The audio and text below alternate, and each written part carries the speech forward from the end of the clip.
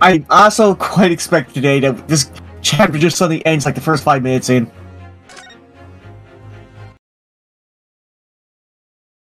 You haven't even looked around this room. I don't know. Alright, so I guess Miller's Pavlov tonight, okay. No, I am not Grimsby Roylott. My real name is Nikolina Pavlova. Everything you said was correct. You absconded during one of your ballet company's performances in order to escape your homeland. Later, that same night, you stole aboard this vessel. Couldn't have been easy. That Buria is a huge steamship with a fast crew. Could you really have snuck on board without being noticed? I mean, you did. In order to obscure your true identity, you somewhat recklessly took the guise of an old gentleman. And you intended to sever our links with your past by severing your long hair. Yet, to a woman, hair is no trifling matter. My personal recommendation is to leave well alone. So, if it was just you about to cut off your own hair, who was it that let out the scream you heard from outside the cabin? That veritable tinkling of a bell, why, none other than this young lady, naturally. More like a full set of pipes, if you ask me.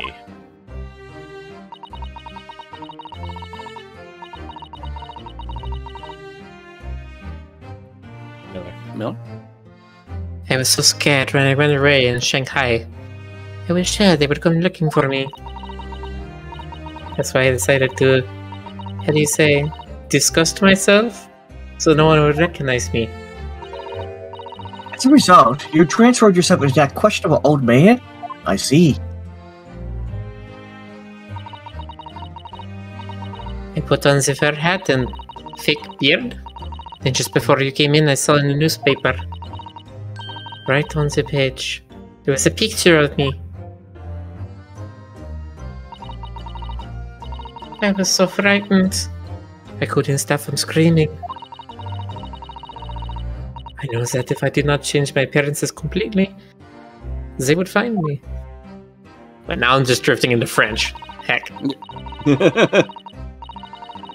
Niet. Yes. So I decided to cut off all my hair as fastly as possible. I picked up the scissors in my hand and... At that precise moment, we walked into the annoyingly unlocked cabin door. Things happen like that sometimes, don't they? Especially in this series. Things do indeed happen like that from time to time. Are those two even talking about the same thing?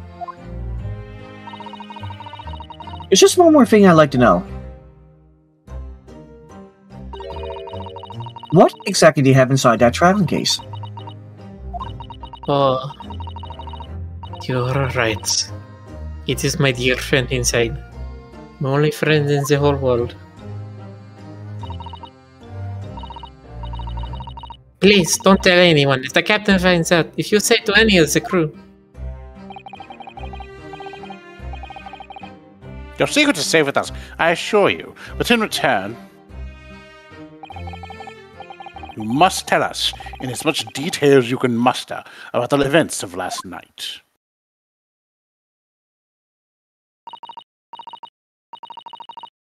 Yes. Alright. I will tell you.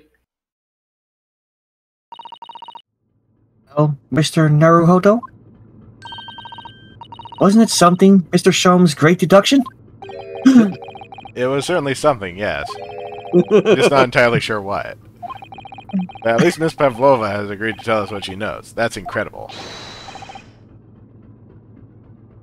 Indeed, it is incredible. That's easy for you, so. And one more thing. Yes, what? Observe your wrists. I...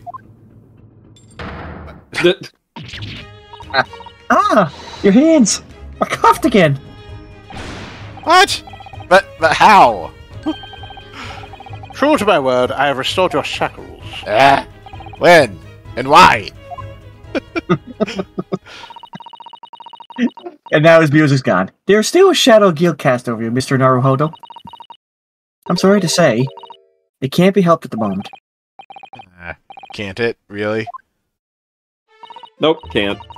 Anyway, let's listen to what Miss Pavola has to say. I can't go on not knowing. I have to find out what the speckled band that Kazuma-sama wrote about in his diary really was.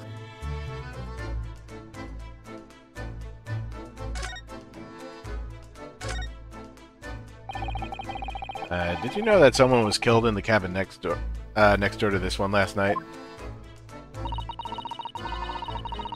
One of the crewmen told me this morning when I was eating breakfast. The man who died, he was a friend of mine. Oh, That's why we're trying to find out what happened. Did you notice anything unusual last night? Perhaps you heard a strange noise, for example? Perhaps people talking? Perhaps the ship was absorbed in a wild tempest. Perhaps its steam engine exploded. Perhaps everyone on board would have noticed that that had happened. What was the question mark? Miss Pavola? Is there anything you can tell us? oh, so many questions. I don't know. I'm sorry, but all I can think about last night was what I had done, and whether they would find me. I didn't notice anything that was happening around me. Oh, I see.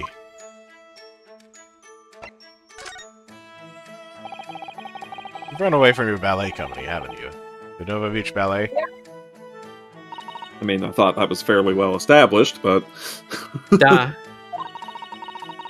I am traveling to Great Britain, and from there I want to go to America. I will never dance again. I want to forget everything about the ballet. I will start a new life. Ain't got no rhythm. You wish to forget a challenging proposition when you have that striking tiara as a reminder. But the tiara is mine. I need it to live. You won't second. Oh, it's her phylactery, okay. It's a what? I have no deity. money of my own. The Novovich Ballet gives us only a little food and water. We must dance all over the world. I had to run away. I had no choice. If I stayed, it would have killed me.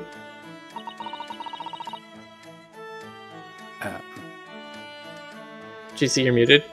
Oh, GC's AFK. So you ran Sorry away about to protect yourself? Oh, okay, go ahead. So you ran away to protect yourself? Yeah. And the crew of this ship, they have all been kind to me. They let me come on board and they said I could hide in this cabin. If that is indeed the truth, Miss Pavlova, it creates a most intriguing conundrum.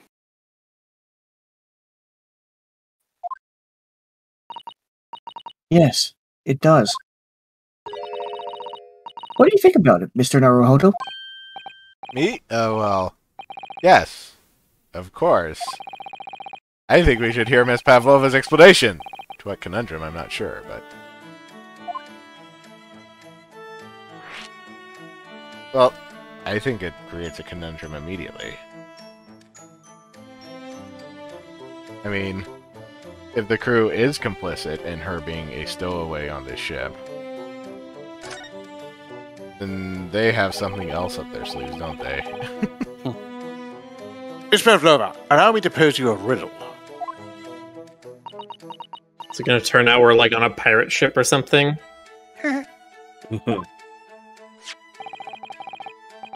According to this newspaper, it was only yesterday that you absconded from the ballet.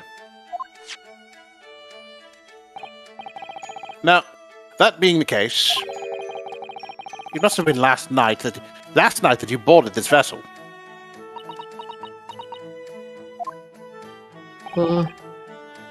However, the SS Burya stopped by no port last night. Ah, that's it, of course. Wait, I thought we did. Did they? No, we've been at sea for 2 weeks. I thought they said that they stopped at a port at Shanghai yesterday. No, I think that was the 2 weeks ago, wasn't it? No, I think Miller's right. I don't think they they stopped at any ports. I remember them saying that they stopped at Shanghai, because there wouldn't have been any other way for her to get on. But how long has she been on? So how is it, Gray, that you evolved? Apparently since, like, yesterday. Oh, well.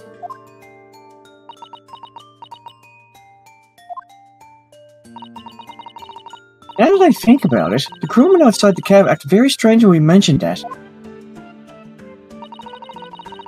It was just after we asked him about when the occupant of this cabin came aboard. Oh wait, they must have, or else why would they have a newspaper from yesterday if they didn't stop in a port yesterday? You have a point.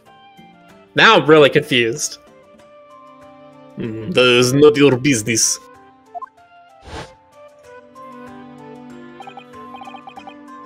Yes, you're right. Did seem to be hiding something.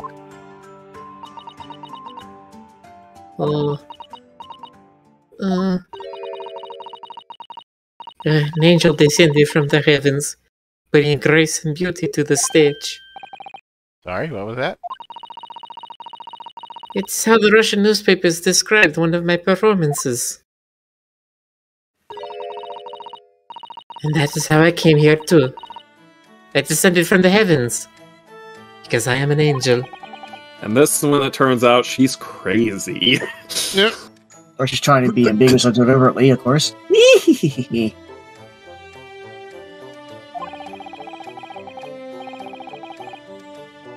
I would laugh if she's trying to say they airdropped her onto the boat.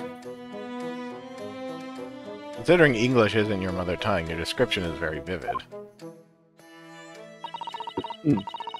Johnson said, I never can resist a touch of the dramatic. Elizabeth Plava is the same.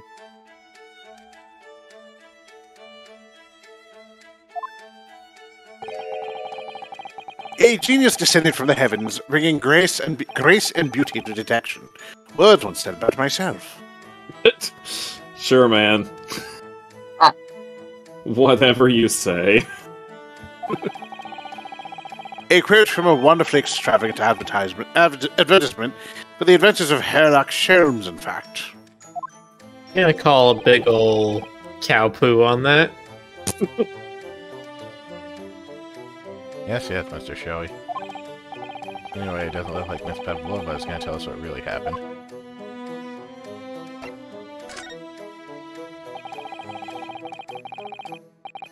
So the friend you mentioned is inside your traveling case, is that right? I think animals are allowed on board according to the rules of passage. Please, don't tell any of the crew. If they found my precious... My precious... I was thinking it. And then the We all were thinking it. And then the burly Russians would bestir themselves in unison to throw you and your case overboard, no doubt.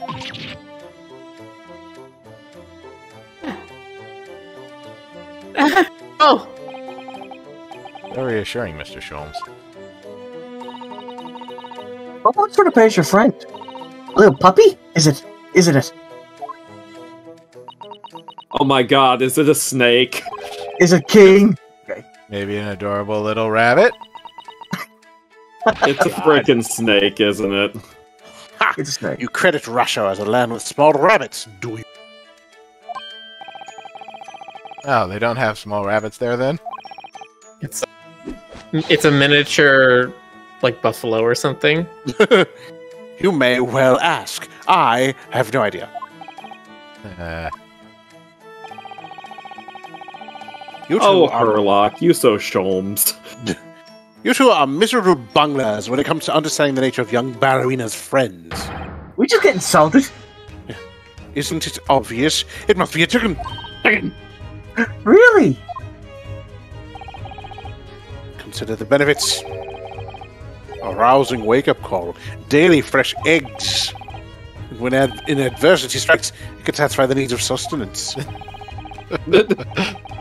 So you'd eat your friends, I'll remember that.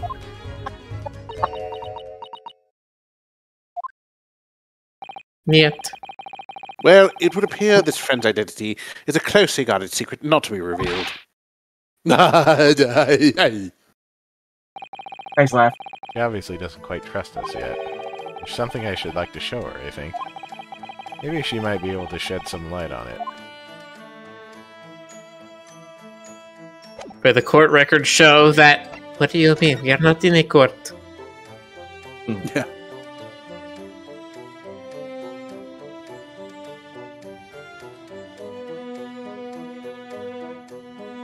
I don't know what I'd like to show her. The picture of him writing down the Russian language. What are all of our options? The third All one. of these? I would go with the picture of him writing down the Russian. All he wrote was the word wardrobe. Yeah, but why again? Are we 100% sure that's what he actually wrote? I mean, we're only going off of Herlock's word, right? That's what it says. Yeah, that's We what it checked. actually says. Alright. Yeah, like we did an actual Yeah. Google translation and the glyphs lined up. Let me see. Don't touch! I will tell you what I know about last night, but please. You must not touch my things. How do you say? Forbid it! Oh, sorry. As well you should be, young man. What vulgar manners you have. Poking around in a young lady's private belongings. Neither shall I allow it. Hypocrite. I was going to say.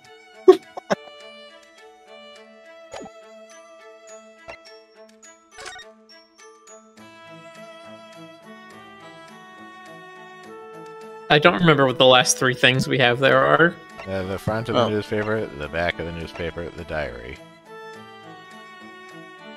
Maybe you could ask about the speckled band, but maybe. Yeah, that might work.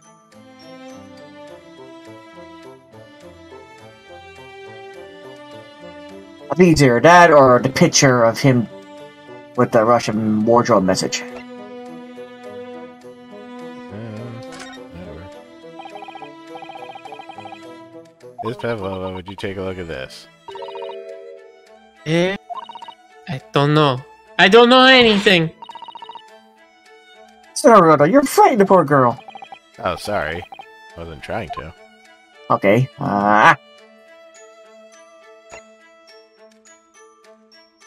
Well, I tried, chat. Yeah. Probably the notebook, just to be like, hey, speckled band. Know anything? Yeah.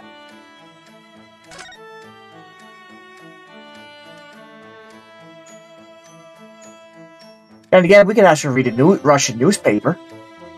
I don't know if he should be honest with herself.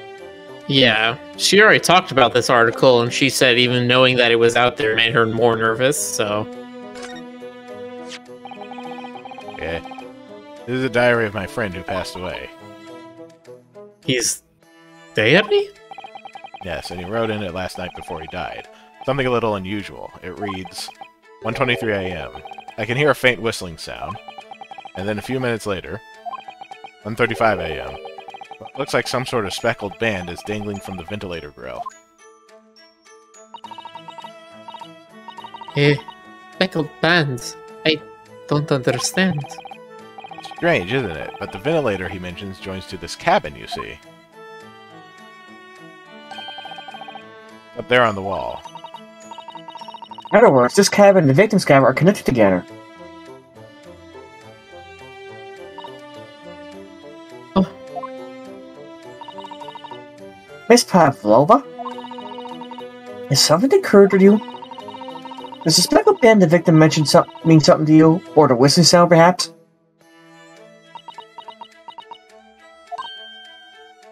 No. I don't know anything. Oh. You ever have a witness be overtrained by their lawyer?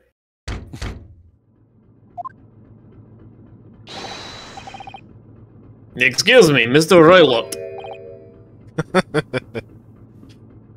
Yes, what? Wow, she's fast. No kidding. Captain would like to speak with you. You must come to Captain's quarters at once. Please. Alright, they will come now.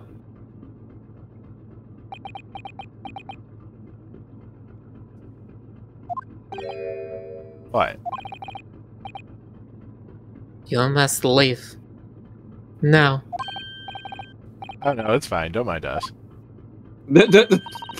Yes, please don't worry about yourself, Mr. Rabbit. Get out!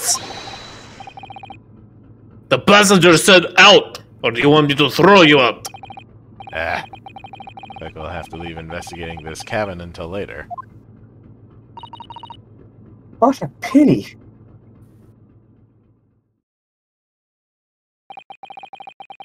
And so we lost our chance. Having still not managed to investigate Miss Pavlova's cabin, we were unceremoniously chased out.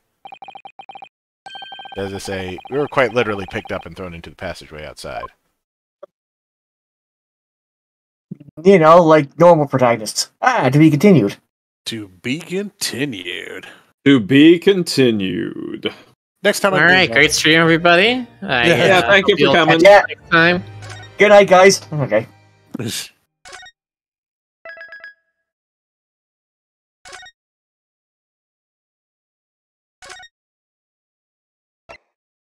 And this stream ended with the worst expectation ever. Okay.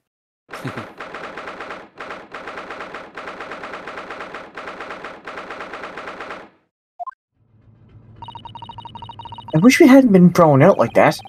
I wish we'd managed to find some clue as to what that speckled band might be. We didn't manage to investigate at all. And I imagine that we won't be able for a while longer. We'll never get past that sailor guarding the door. It's clearly glaring at us as if to say, don't even think about it. Oh, wait a minute. What is it? Well, what happened to our great detective friend? Where'd he go? Oh yes, he's completely disappeared. When did he do that? Slipped away as quietly as the wind, but not before ensuring these are securely back on my wrists.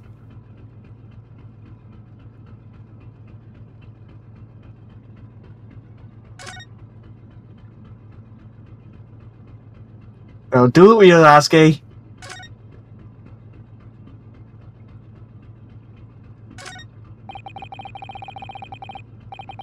The book on top of the table there really is huge. There's a pin with it, too. Yes, I'm sure that's the ship's log. Shall we have a little look through it? Your eye is so neat and precise. Every detail about the voyage has been miraculously recorded. I think we had detectives. You wouldn't expect a rough and ready sailor to have such beautiful handwriting. Yeah. Anyway, look here. Last night's log is mostly blank. Presumably that means there was nothing to report.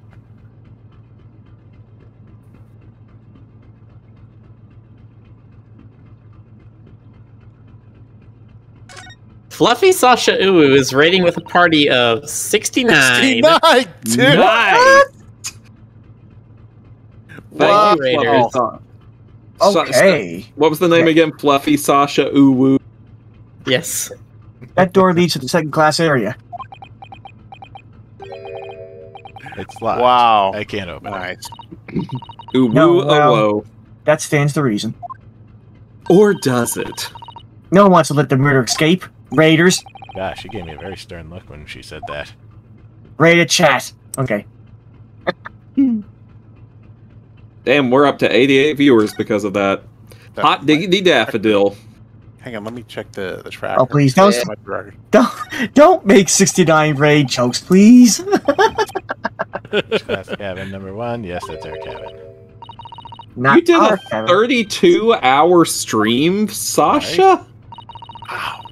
Your accommodation is confined to the wardrobe inside the cabin. You know how to make a stowaway feel small, don't you? As small as the wardrobe I've been calling home. Anyway, I wonder if Inspector Hosanaga has managed to uncover any new clues. Yes, we should probably find him and ask. I would also think if you return to your original room, you might be able to ask Sholmes as well. Oh.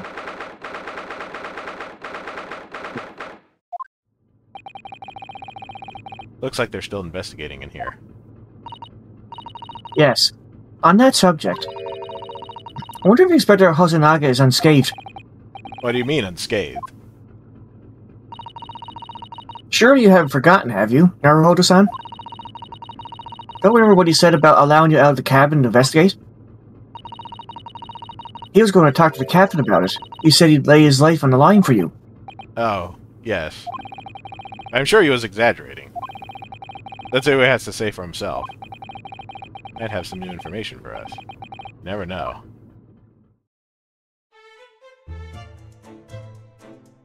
Ah. How is somehow I can feed his. Oh, there he is. Oh, okay. That is far from what I would call unscathed. Yeah, he definitely looks rather scathed to me. Inspector? What happened to you? Your face? Please, don't worry about it. They're just scratches. Made by a bear, maybe. When I told the captain that I'd given you permission to investigate, he told me he'd pummel me with his fists and then toss me overboard. What? But the pummeling was over in a flash, and he must have decided against throwing me overboard. So it was nothing, really. Looks like he wasn't joking when he said that he'd lay his life on the line if he had to. Well, thanks for your efforts. We now know a little about the neighboring cabin. Yes, so I understand. Oh, I bumped into a man claiming to be a great detective a little while ago. I think his name was something like Herlock Scholl. I don't think he was German, though. That explains it. Shall we compare notes then? We can tell you what we found out. Yes, let's do it. with that half-beat face. What? Nikolina Pavlova. She's in the cabin next door.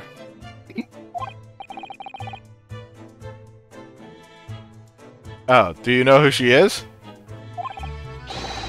Please, what self-respecting ballet fan wouldn't know that graceful angel? He's coughing with enthusiasm. Oops, I think I upset him there. Well, that tells us the neighboring cabin is unrelated to the case, at least. Oh, ow. Because angels don't go around committing crimes, do they? Oh, you're going to be That disappointed. definitely upset him. Inspector, has your investigation here proved fruitful? If I'm honest, there's very little more I can do.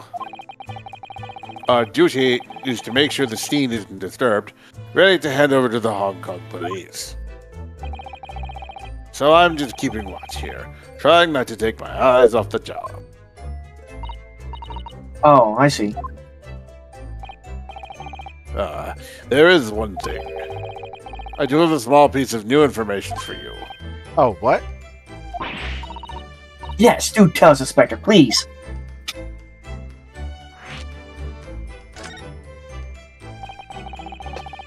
What is this new information you have, Inspector? It's this. The Berg's medical officer has finished his examination of the body. I managed to obtain the report. Oh, Kazuma's post-mortem report? Tsuma-sama. So, What was the cause of death?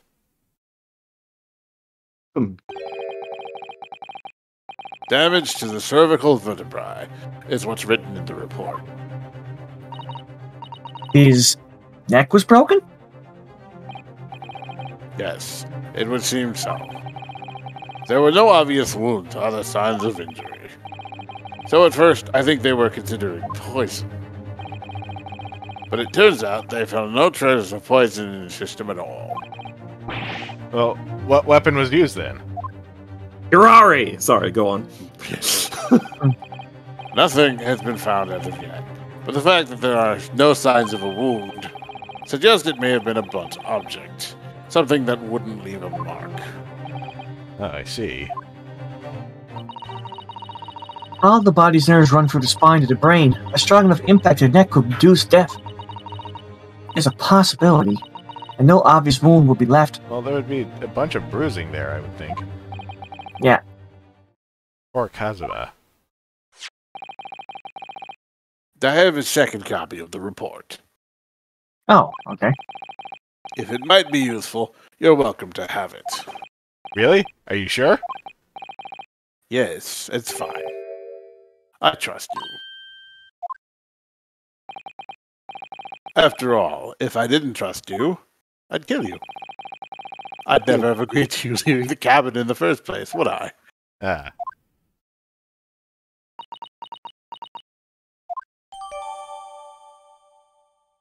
I hope this is not going to be another one of those mix-up reports again, and he's Nick. It was actually just... I don't know.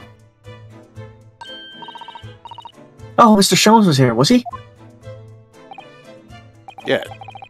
He seemed to be enjoying himself a little too much as he crept about on the floor investigating.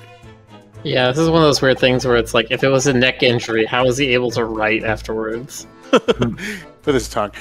Then he suddenly left. I suppose he must have become bored. Did he say anything at all? Actually, now that you mention it, yes. Just one thing, but he practically shouted it. It's shoe polish, was all he said. Shoe polish? Wonder what he meant. Well, it's polish for shoes, you see. It was when he was over there by the piece of broken glass, do you see? Ah! Randy was talking about this brick-colored mark, though, you think? Yes, that must be it.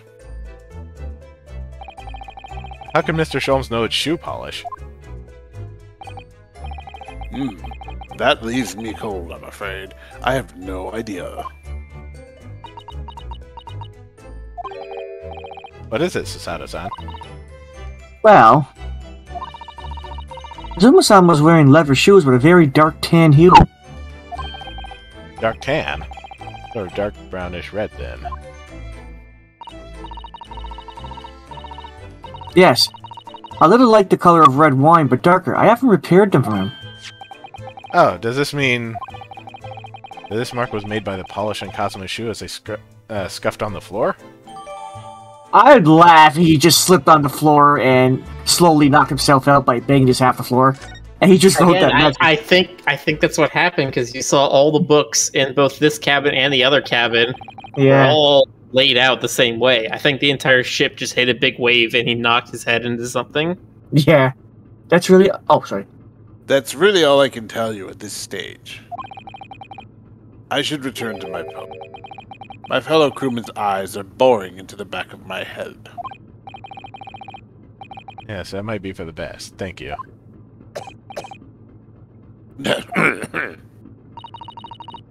Poor Inspector. You look exhausted.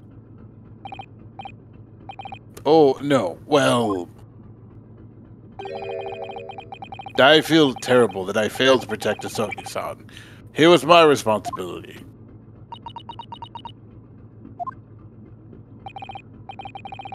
Of course, my pain is nothing compared to yours. You were his friends. The truth is, I seem to have had a heavy head ever since I woke this morning. Heavy head? That's interesting. My head's still throbbing, too. Everybody hit their head. Yay! Yeah. And these guys have no sea experience whatsoever to know what happened. Except the Evidently. Russians. Well, it's probably they were... whatever underhanded stuff the crew is getting up to on their own time that would preclude them to allowing the ballet lady on board. They're probably just abandoned their post at that time at night. That's why there was no record of it in the books. This is where Kazuma spent his final moments writing his diary. 1:23 a.m. I can hear a faint whistling sound. 1:35 a.m. What looks like some sort of spectrum band is dangling from the ventilation grill. Looking at his writing here on this page. It's almost impossible to believe that he's gone. You left us a valuable clue in these words, I'm sure of it. We have to solve this, Missy Maruhoto-san. We will. Yeah, the more I think about it, I think Miller suggested is right on. They all went to have a party, they left their posts, and everybody got their head rocked. Yeah. Everybody keeps saying, no, I don't remember anything happening, just because they're trying to cover for themselves, doing the other thing. And her snake came... When you don't actually care what they're doing. Right. Yeah. So it's clear that these letters were written with the ink that was somehow spilled on the floor. They spell the Russian word for wardrobe. It does seem to be an unambiguous pointer to you, Naruhoto-san, as you were sleeping in there. To be truly unambiguous, it should have just spelled out my name, don't you think? Well, either way, one fact remains. It's hard to imagine that Kagami-san would have written his last words or word in Russian. Which begs the question of who did write it.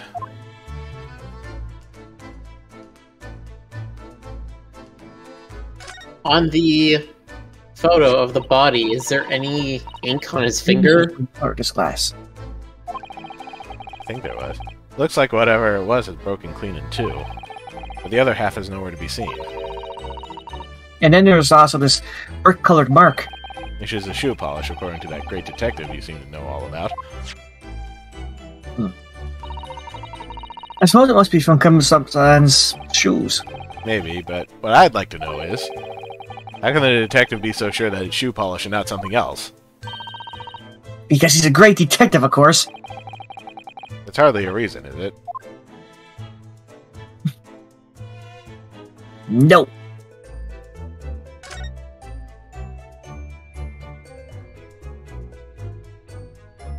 Hello, Pickles. These are the rules of passage for travel aboard the SS Buria. Passengers must not keep weapons or other dangerous objects in their cabins. Pets are also strictly forbidden. Let me check the...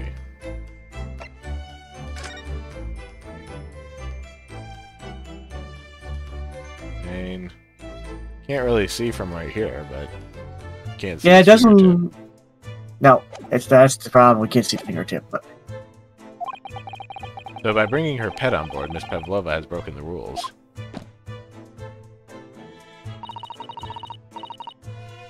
She called her friend, didn't she? Yes, although we don't know what form this friend takes as yet.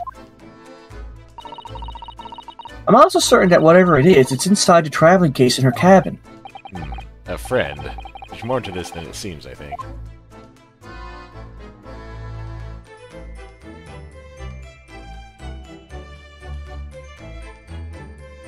A deer leg on the floor? No, it's a chicken dinner. I don't know why Because... it looks like such a huge bone right there. Yeah, they said it was a chicken leg because... Yeah, you can see a little stub on it. Yeah. Who was to say? Oh yeah, Jonas, was it Jonas Oh, is it? Okay. You, Oh, yeah. where did you go? Oh, sorry. I just went to the next door cabin to... What? Who gave you permission for this? well, Seaman Hosonaga did. Humph. A new Japanese, was it? Later I will throw him the ball, throw him in cold room. Oh my god. Gone back to guarding the door. I hope Inspector Zadaga doesn't find himself in too much trouble on our account. Oh, he's gonna get a lot of trouble, you know it. Really gone out of his way to help us, hasn't he? When we get back to Japan, we have to take him for a steak at Lake Carnival. That could be a very long time for now, Naruhoto-san. The whole crew's gonna beat him up, aren't they?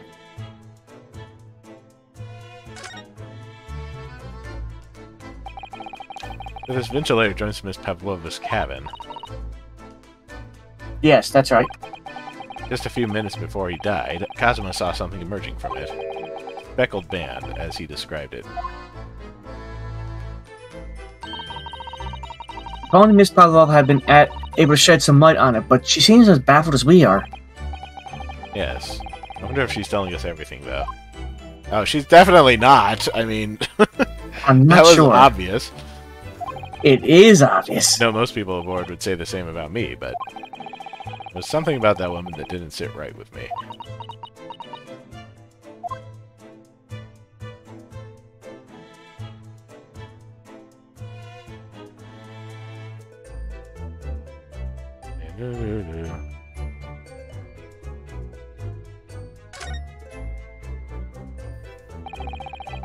All the books provided for passengers occupying this cabin neatly arranged on the shelf. They were all over the place when we first looked around, if you remember. Ah, yes, and you tidied them up, didn't you? You have to look after the ship's property. Unruly behavior to cabins leads to damage. It really wasn't me who knocked them over. Well, anyway, I feel much better now that they're neatly lined up. I can't relax when things are untidy. You just leave the rest of the cabin as it is, huh? Hmm? Yes.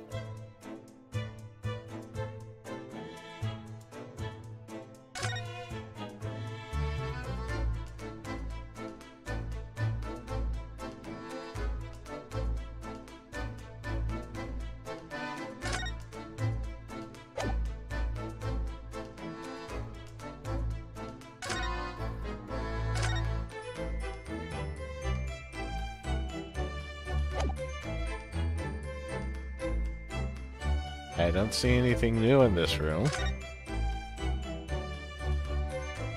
Can you not look at the vents? I don't think you I can. did look at the vent. Okay. Yeah. I was thinking you were going to be able to talk to Sholmes through the vent. Wouldn't that have been fun? Oh, yes, that would be hilarious. Because it kind of insinuated that he's still in the room.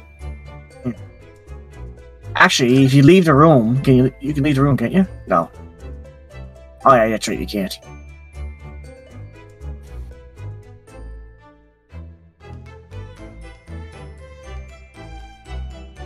Can you talk to him, the guard? I did. Well, let's try to move anyway, see what happens.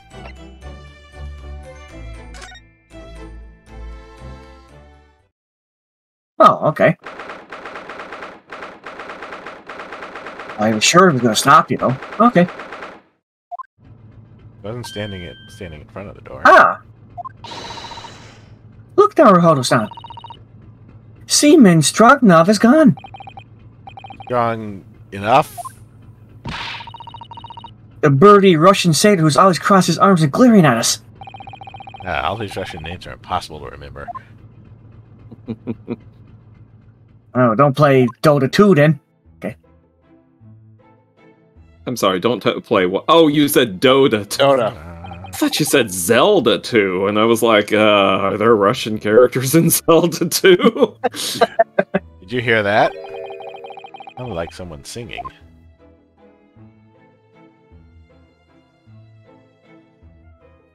Tra-la-la-li-re. I did it the great detective way.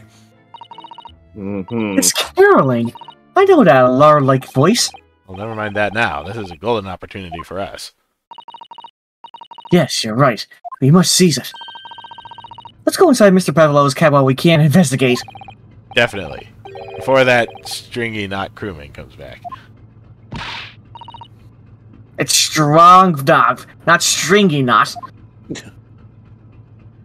Pickles says clearly it was Professor Plum with the wrench in the greenery. Exactly. Yeah, they dish on the floor. So I got a point. I like how these guys like to root in other people's business in their rooms. Well, where else can you root in other people's business?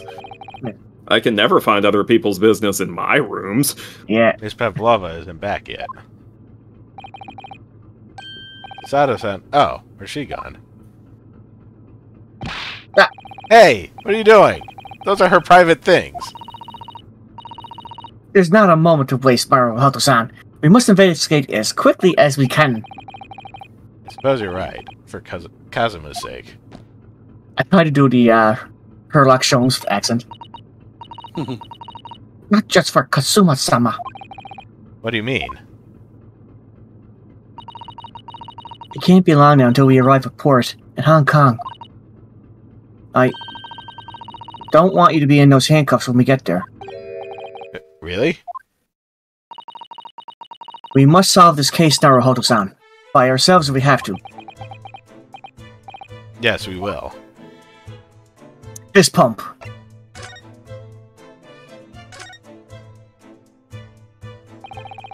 All the books have toppled over together. Look. Every single one. Do you think that's a god of the sea, perhaps? He's toppled too, though. It's exactly the same as the bookcase next door. In Cosmo's cabin. Perhaps. Also, they're not in the exact same order, too. Perhaps Miss Pavlova was practicing difficult ballet pose and fell against the bookcase? I don't know. Would she really be practicing ballet the same night she ran away from her ballet company? Alright, then. It must have been you. You lost your temper and knocked them all over in a fit of rage? Not everything bad that happens on the ship is because of me, you know. I don't know. Well, anyway, I'll set them all straight in here, too. I don't like seeing things in disarray. Yeah, just let everybody know that we were in here. Yeah, and destroying evidence, too.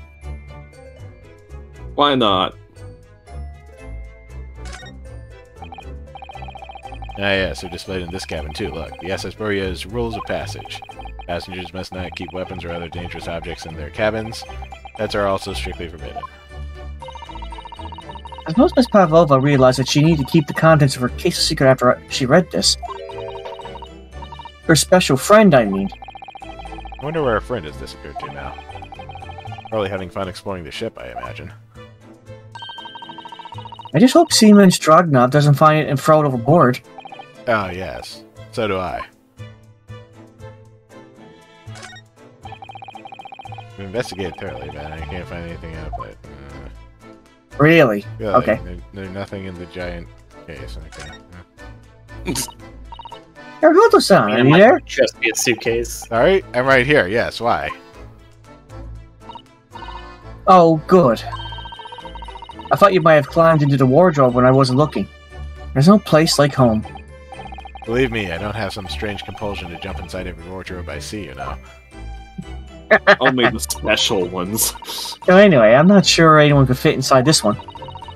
It's full of beautiful outfits. I suppose they're all stage costumes. I was rather hoping we might find Miss Pavlova's friend hiding in there, but no such luck.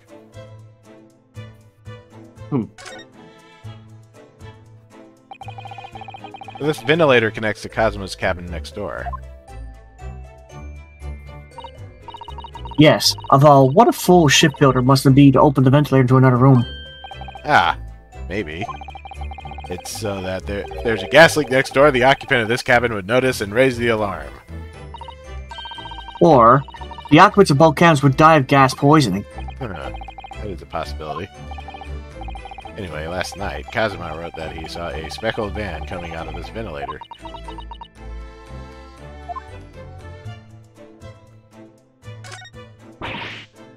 Oh my! Miss Plaza's case is open.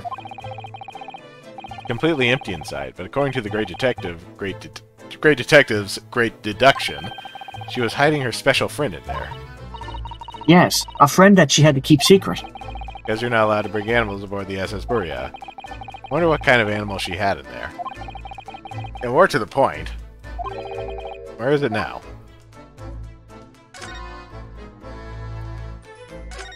I think I'm 50-50 on it's a doll. There are just a few books on the desk. Nothing else by the looks of it. Well, Miss Plasvova only ran away from the ballet last night. She's hardly occupied in this cabin for any time at all. That's true. I wonder what kind of book she likes to read. You know, ballet stuff. Yes, I see. Let's see that Miss Plasvova enjoys reading. Reading Russian. Yeah. Books written in Russian. Thanks. I think I probably already knew that. It's rude to ask too much of people, Naruhodo-san. Kindly remember that. I suppose every cabin has a waste paper basket. Can I have a little look and see what's been thrown away? Naruhodo-san. Oh, come on, Susanna, you do it too. It's poor etiquette to go sifting through someone's rubbish, you know. Ah, those eyes. He's looking at me like I'm a piece of rubbish now. However, Schmedicate. these are special circumstances, I think. Haha, I knew it.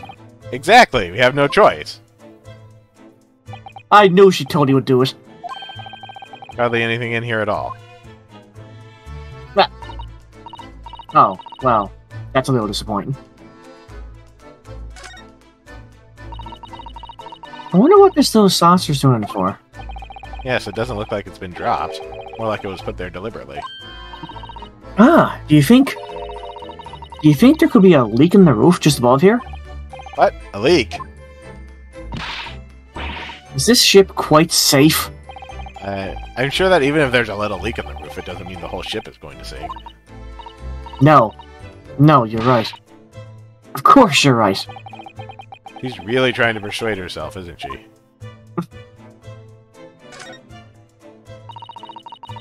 It would seem this teapot is empty. Ah, so the natural conclusion is that the Russians are very thirsty people. Yes, just not for tea. Or because Miss Plasvova only came into this cabin last night, she hasn't had the chance to make any tea yet? I mean, it could be either. Or either. Definitely that they're excessively thirsty. I'd lay 1,000 to 1 on it. You're rather obstinate, aren't you, Naruhodo-san? Do you have copper cup? I showed you how we make Russian mule. You give me Russian cup, I give you maple syrup. Ah. There's one of those next to the bed in Cosmo's cabin, too. Yes, it's a bell cord. Can't resist. Ha! Barely hesitated there. She gave it a good tug, too. That's a bad move.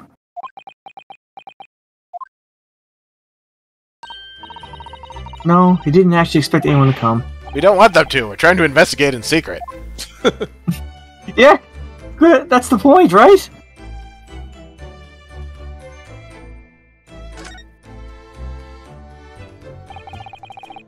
This cabin's door has the same simple sort of bolted latch that our cabin door has. With the bolts drawn across, there's no way anybody could enter the cabin from the outside. Yes, it's not a particularly heavy duty bolt, is it? But still, it wouldn't slide across of its own accord, would it? No, and the door's made of metal, so there's no chance of trickery using magnets to unbolt it from the outside. And it seals up perfectly, too, to stop any seawater coming in. How do you know that? So you couldn't use that method you told me of passing Fred through a crack around the closed door, either. I seem to know a lot of tricks for opening doors. I'm starting to see why they suspect me. I mean, it probably has like a rubber gasket around it, so you can tell it's waterproof.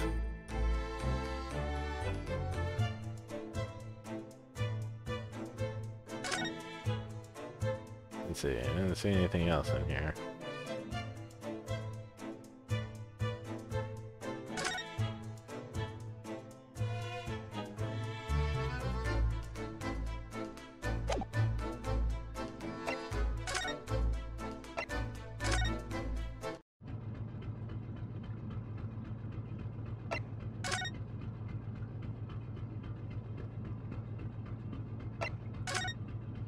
Maybe we can ask some questions now? Nope, nothing else in here.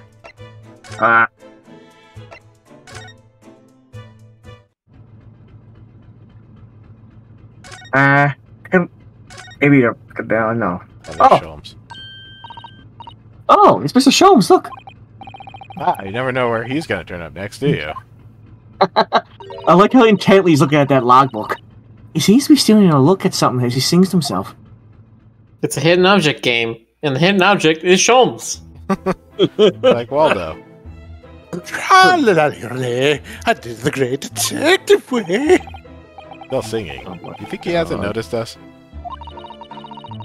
Oh, he's simply in extremely high spirits. Yes, there were times, I'm sure you knew, when the yard bit off more than it could chew. And through it all, when there was doubt, it's lucky Herlock was about. Excuse me. I sold it all, I stood tall. I did it for the great detective way. Mr. Schultz! Oh, what is it? You want to fight? Fisticuffs? Honestly, interrupting a fellow when he's singing, and I was just about to reach the climactic finish. Sorry, I thought you were never going to stop, so I figured now is as good a time as any. I very nearly dropped you to the floor with one of my famous right hooks. Alright, I get the picture. Now, could you put those fists away?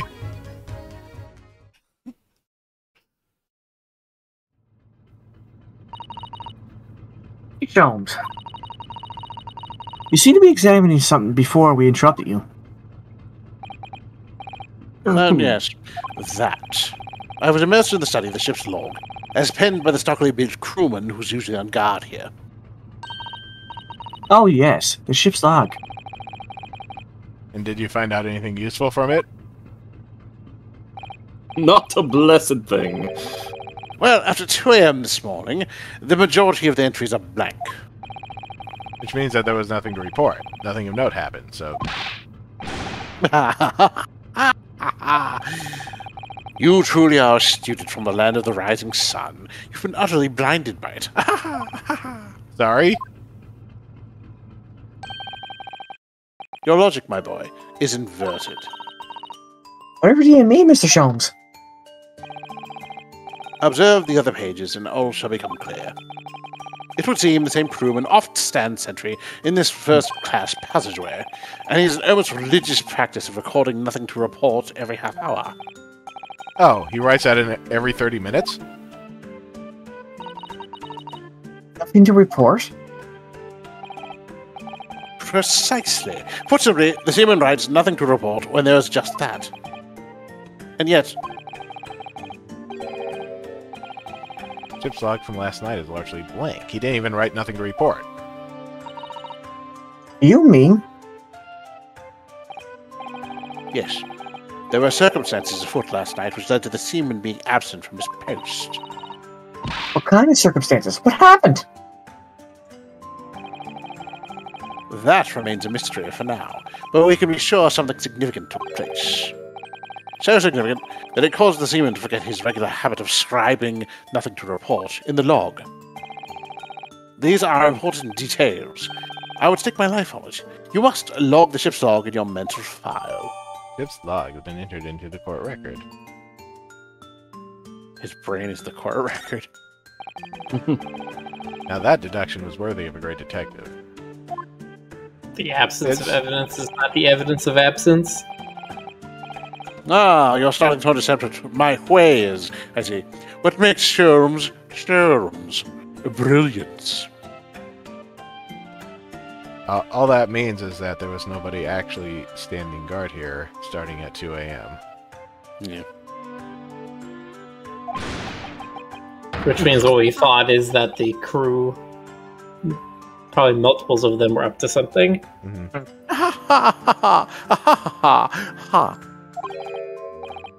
Oh. Ouch. What is it? Are you hurt? Oh, don't worry yourself. I seem to be afflicted with a throbbing head this morning for some reason. Nothing more.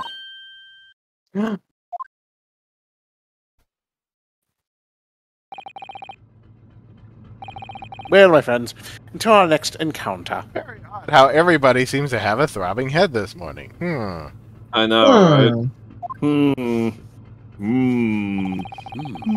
Still singing. Thinking himself. emoji. You can hear it as he wanders off down the passageway. Well, who else is it going to sing to? Something wrong, Sasada-san? Seem lost in thought. It's just... Well, I feel the same. Sorry? Ever since I woke this morning, I've had something of a headache too. Well, a sort of continuous throbbing. Oh, you too?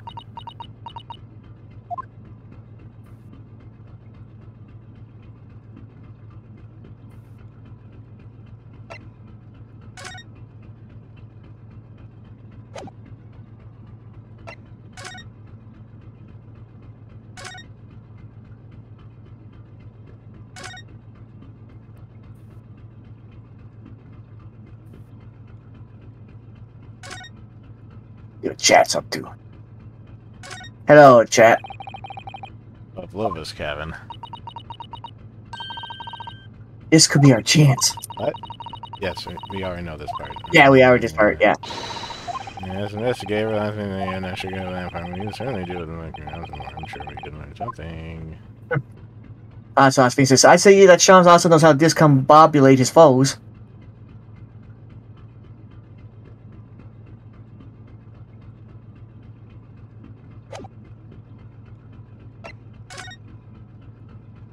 I don't think anything else is in here. Oh, wow. Oh. What's that? The bell. Silent Hill. Oh no! German fire spotted off the port bow. Soldiers positions. Shut down the engines immediately! Vessel sighted at quarter-mile 4. Hoist up! Hard to starboard. All hands brace for impact. Oh no! This ain't the What Titanic. I think we're about to crash into another ship. What? I can't stand. Ah! Sea legs under you. Tadao-san, are you alright? Are you injured at all? I think I'm fine. Thank you, Naruhodo-san. Oh my. Everything's thrown aside again. Looks like we avoided a collision. I think. Yes, the ship has come to a stop. Oh my goodness. What about you, Naruhodo-san? Are you hurt? No, I'm fine.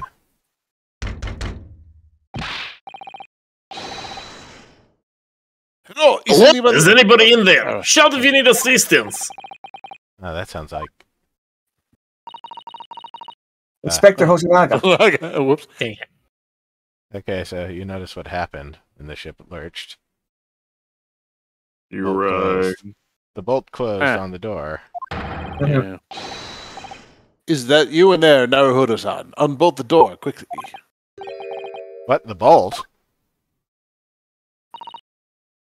Look at that. The door's bolted. Did you do that, Susato-san? No, I didn't touch it. Well, that's strange. How did... And look at all the books. They're just like they were before again. Naruhodo-san, aren't you going to open the door and let the inspector in? What? Why are you the one who has to open the door? You're still in cuffs. Better tidy this place up first. Why? Yeah, why? You guys are not putting two and two together here. A violent emergency stop has solved one mystery in a very vivid way. I knew that what awaited us on the other side of the cabin door would not be pleasant. I hurried around tidying up in the cabin with a new sense of foreboding in my heart. Oh, That one was short. yeah. Okay. Okay, stream's over. Good night. Yeah. Good night, everybody. Good night again. Oh god, please.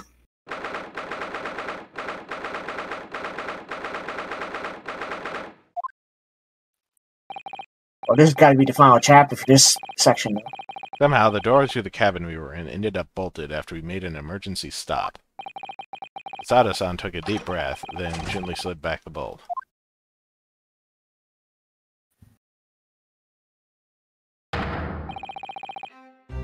You! What are you doing in Miss Pavlova's quarters? Ah, you both look unhurt. Good.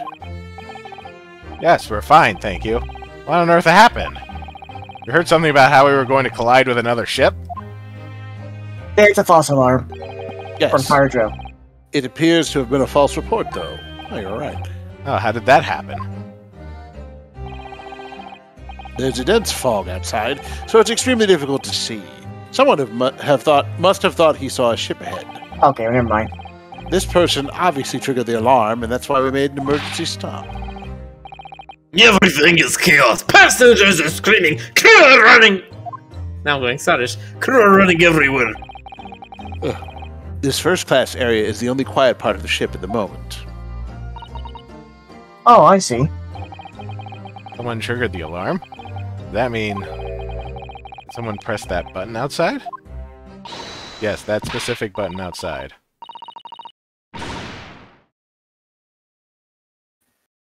Hey, Stoker. Hey, Miller. You don't have any characters. Do you want to voice Pavlova? You know what? You know what? Yeah, I'll voice her. Let's see what kind of voice I'm going to give her. He's Russian, by the way. I'm sure you do that. That angel. that I picked up on. A sweet Russian angel. Got it. What are you snorting at, Jonas? Go ahead. Go ahead, please. Go ahead. You wicked intruder! Okay. I made a mistake. I made a terrible mistake. Yes, you I'm did. not gonna. I'm not Don't gonna. worry, got this all on you now. I'm not gonna do it. Dressed all in black, you are the devil. Sorry, me? I've been called a lot of things before, but devil is a first. You opened my traveling case. How could you? What? No, we didn't touch it. Right, Miss Pavlova. We didn't let your dog out, Pavlova. It was already open when we came into your cabin. Inspector!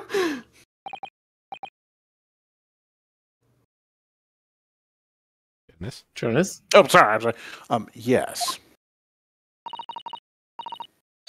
This man, I know he did it. Wow, I'm getting into like weirdly Mario territory with this voice. You know, it's really hard to keep a Russian accent and not have it veer into something else. He is a criminal. Is it not enough that he has killed the man? Da, and he stole away as well. He fixing promises not to steal chicken, do you believe? Yeah. I mean, some of the vixens I've seen, they could steal any chickens from me they wanted. Take him away. He is a trespasser as well as everything else. Everything, including actually Satan. Throwing away, trespassing, killing. She is right. You are devil. Doesn't look good for a Homestar Runner. There is cell block below deck. Throw him in. Tomorrow we dock in Hong Kong. Then we give you straight to police. Wait, a cell? Please, Inspector Hosanaka, is there nothing you can do? This is a Russian vessel. I really have no jurisdiction here. After my last effort to appeal to the captain's good nature, I think I'm out of options. That is terrible. This is a real crisis. I've got to find a solution. Immediately.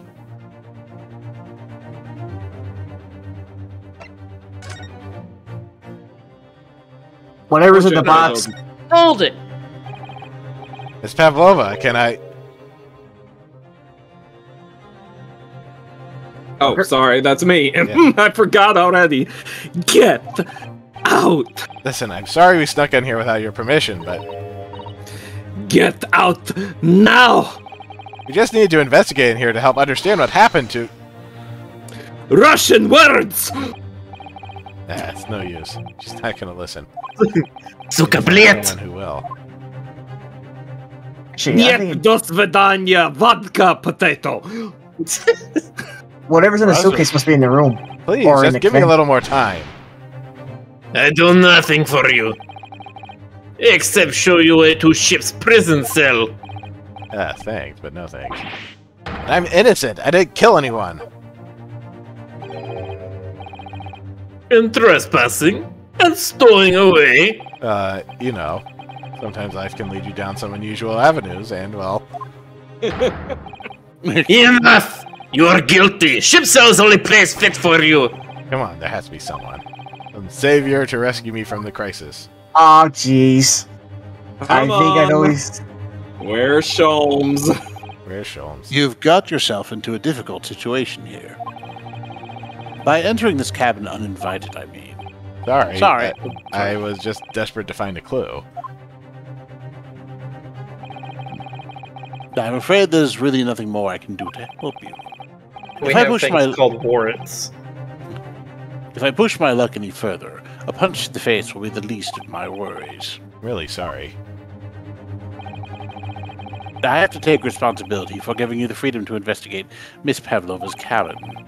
Now this has happened, I'll have to report to the captain at once. I really need some help here. I need a savior to rescue me from the crisis. There he is. Oh, look! On the coat rack. What the? What are you doing up there? Nimble. I'm never prepared. Mr. Scholes? Never prepared for this. Naturally, I was analyzing what a weight of 20,000 rubles feels like on one's head. Have I not told you that as a detective it is my business to know what other people do not? This isn't mere tomfoolery, my boy. Oh, no, no. Well. Why were you hanging from that hook before then? Isn't it obvious? To properly assess the weight of the 20,000 rubles, naturally. I wish to determine if it would bend that conceited-looking hook on the wall, so full of brag and bounce. Never know whether to take this man seriously or not. Ah, you again. The great detective. Ah, Inspector, I confess I've been looking for you. I have something to report to you most urgently. Here we go. Says that with the crown in his head. Well, you might try looking for me somewhere other than a hook on the wall next time. What is to report? Speak! An urgent report from a great detective can mean but one thing. Yes. The case of the curious murder that took place last night, here on this vessel, the steamship Burya, has been solved. By me, naturally. Really?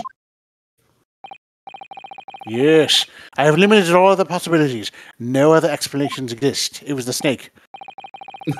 So allow me to illuminate all your mind. For I am about to reveal my great detective's greatly admired great deduction to the case. Oh boy, here we go again. This ought to be good.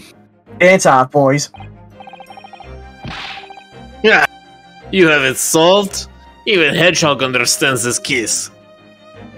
You leave Sonic out of this. He has enough problems in his life. All he does is run from problems. He's dishonorable. We all know who was responsible for killing Student Boy this morning. We found criminal in wardrobe. This Knuckle fella, though. It is the stowaway. He has handcuffs to prove it. I didn't do it. The trouble is, there doesn't appear to be anyone else who could have killed the victim. Because, as everyone knows, the cabin door was bolted shut from the inside. That means the culprit must be someone who was inside the cabin. Yes, it's what's called a lock room mystery in detective stories. Locked room. That is point.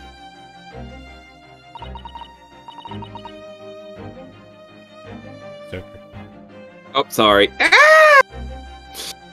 Room was locked. I can't deny that.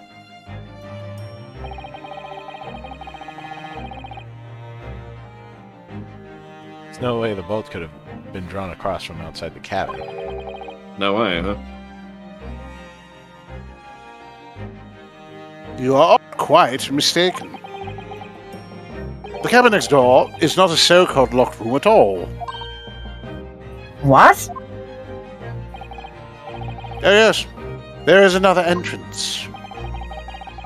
An entrance used last night by the culprit in order to gain access to the cabin despite the bolted door. What other entrance? We never discovered one. Why, it gapes open-mouthed at you even as we speak. The ventilator, man. The ventilator.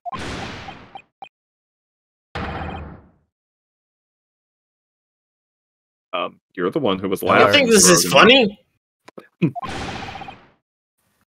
I cannot even put my arm through that hole. That's because your arms are as thick as tree trunks. 36-inch pythons, little Japanese man. You're suggesting that the culprit entered and left the victim's cabin through that tiny opening. It's not possible.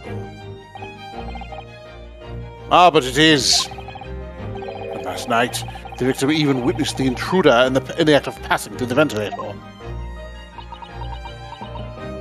Yeah, she knows. Dot dot dot. It was Sholmes, the pet. Those what pet dot, yeah. Mr. Sholmes, do you mean... Are you referring to the words Kasuma-sama wrote in this diary? 1:23 a.m. I can hear a faint whistling sound. 1:35 a.m. What looks like some sort of speckled band is dangling from the ventilation grill. Speckled band, it was a coral snake. Precisely, my dear madam. But what does it mean? What is this speckled band? The answer to that particular conundrum is in this very cabin.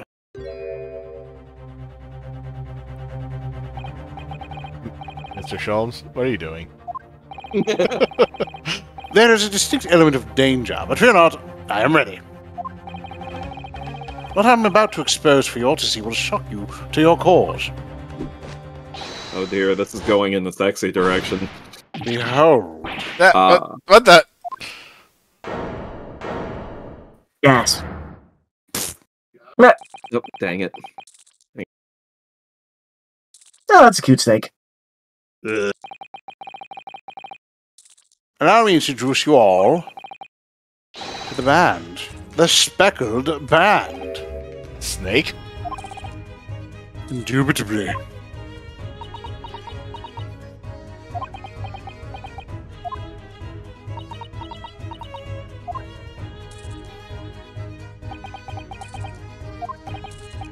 Mr. Sholmes, just one thing. Pray, what troubles you? Well, that snake isn't really speckled, is it? It looks more stripy, wouldn't you say?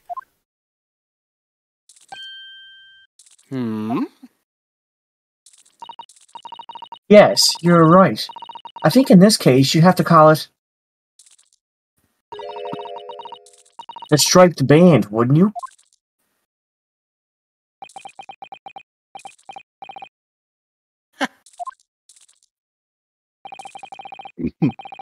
You both see and observe with distinction. However, I like how he's just standing perfectly at attention. do you not think that is precisely the trap into which the culprit wishes you to fall? We cannot breathe. Oh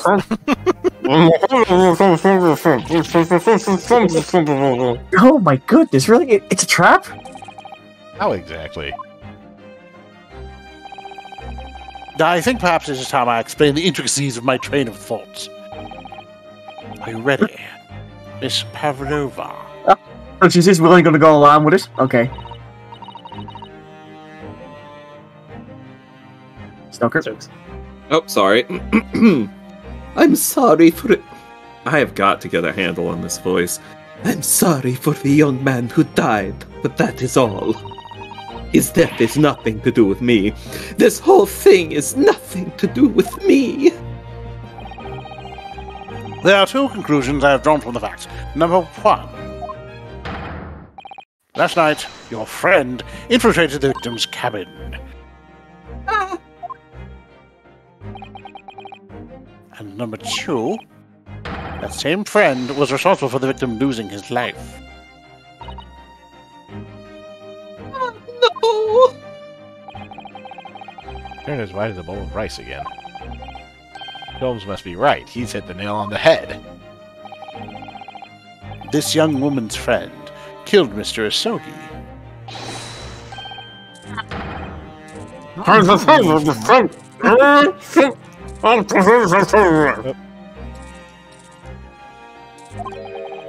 Looks like he can't speak with that snake coil around his head. I like him better this way. Yeah, me too. I would advise as little movement as possible, Seaman. You wouldn't want the fangs of that long friend in your neck. So, everyone, let us begin. Sherlock Holmes is proud to present his logic and reasoning spectacular. The Great Deduction. The game is afoot. Nah, he said the thing again. Yeah. Topic 1. Intruder's identity. Miss Pavlova, moments ago you claimed the following. His death has nothing to do with me. This whole thing is nothing to do with me. Yet you cannot deceive yourself. Yes, when you recall those horrid events, your aching heart smarts with pain.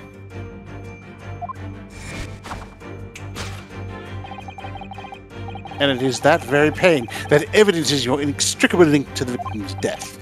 So, we ask, what was the nature of this intruder that stole into the victim's cabin on that portentous night? Why, naturally, it was the friend with which you boarded this vessel, was it not?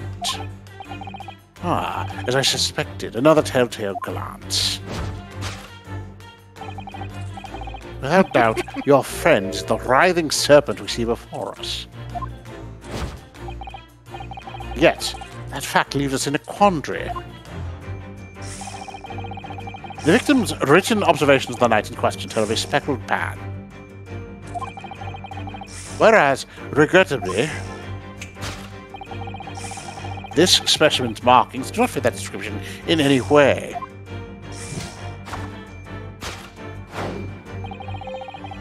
What explanation can we give, pray? What was the sight that fell upon the victim's eyes last night? Joker. Oh, sorry. No, don't look at me. This has nothing to do with any of this. Oh, but it does. You have the answer to this quandary even now, hidden behind your back. Yes, that which you are trying, but failing to conceal, can only be the snake's sloughed skin. Evidently, after the subtle and horrible crime, this most deadly friend of yours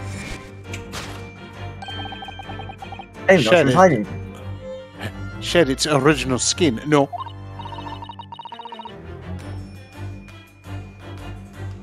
Okay. I don't know what you're talking about. Last night, through the ventilator visible in this cabin, your then speckled friend slithered next door. Using the bell cord on this other side as a bridge, the serpent silently descended into the victim's quarters. In the dim light, it appeared to the young gentleman who was about to lose his life as a speckled band.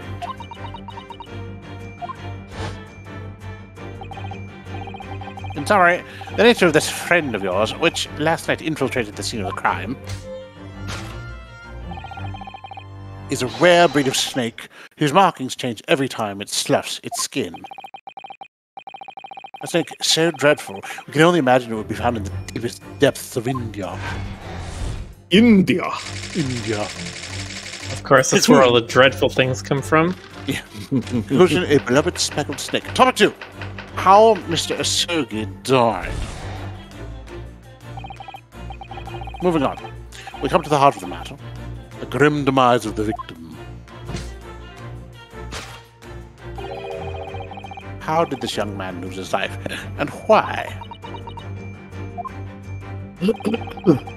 According to the data of which I have been apprised, it would appear there were no visible signs of injury.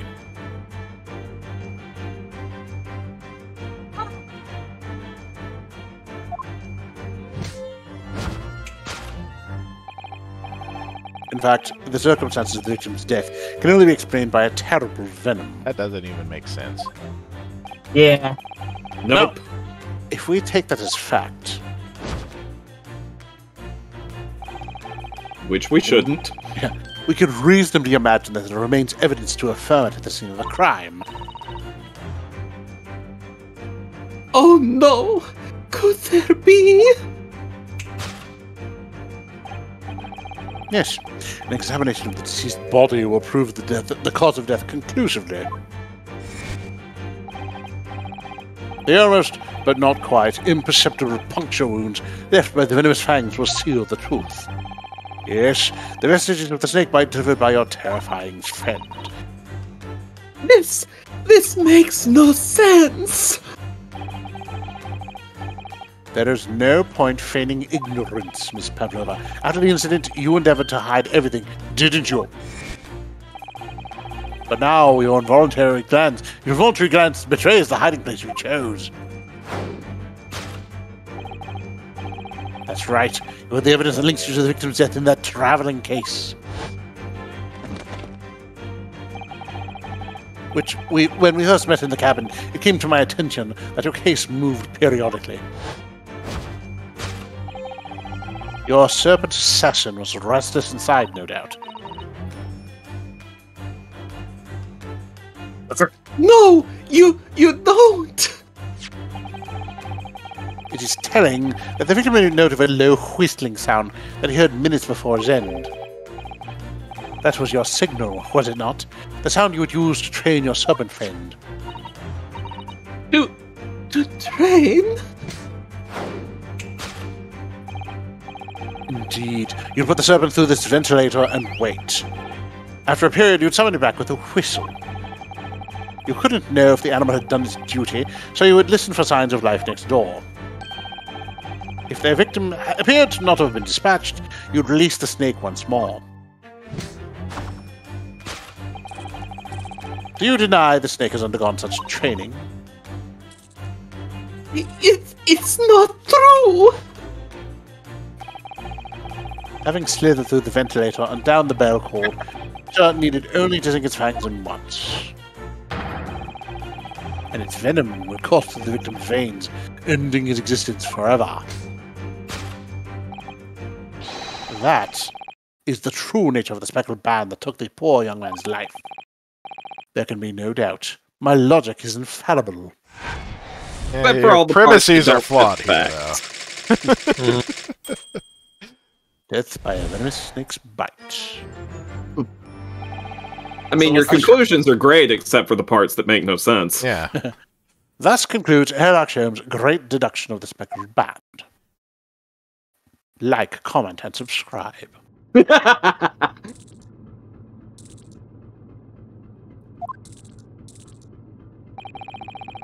Miss Pavlova has trained a pet snake as a killing machine. There on the floor, you will observe a saucer of milk. The promise of food is the key to training any creature. I don't think snakes drink milk. Incredible! You've solved the mystery! Amazing. Your great deduction really lives up to its name. I see now why Sherlock Holmes has become such a household name. Ron Frex says this is how the original murder took place in the Holmes story, The Speckled Band. Yes, it is. Ah, My Yes, dear it man, is. As one of the sillier Holmes stories. It was nothing remarkable. As the Russians say, I could have done it with one left hand. Do the Russians say that? Can I venture an opinion, Mr. Sholmes? Absolutely not. But of course, what's on your mind? It's just, about your deductions before. Some things don't quite make sense to me. Not the silliest Sherlock Holmes story, but it's up there. I welcome questions as to my method, and will answer both loudly and proudly.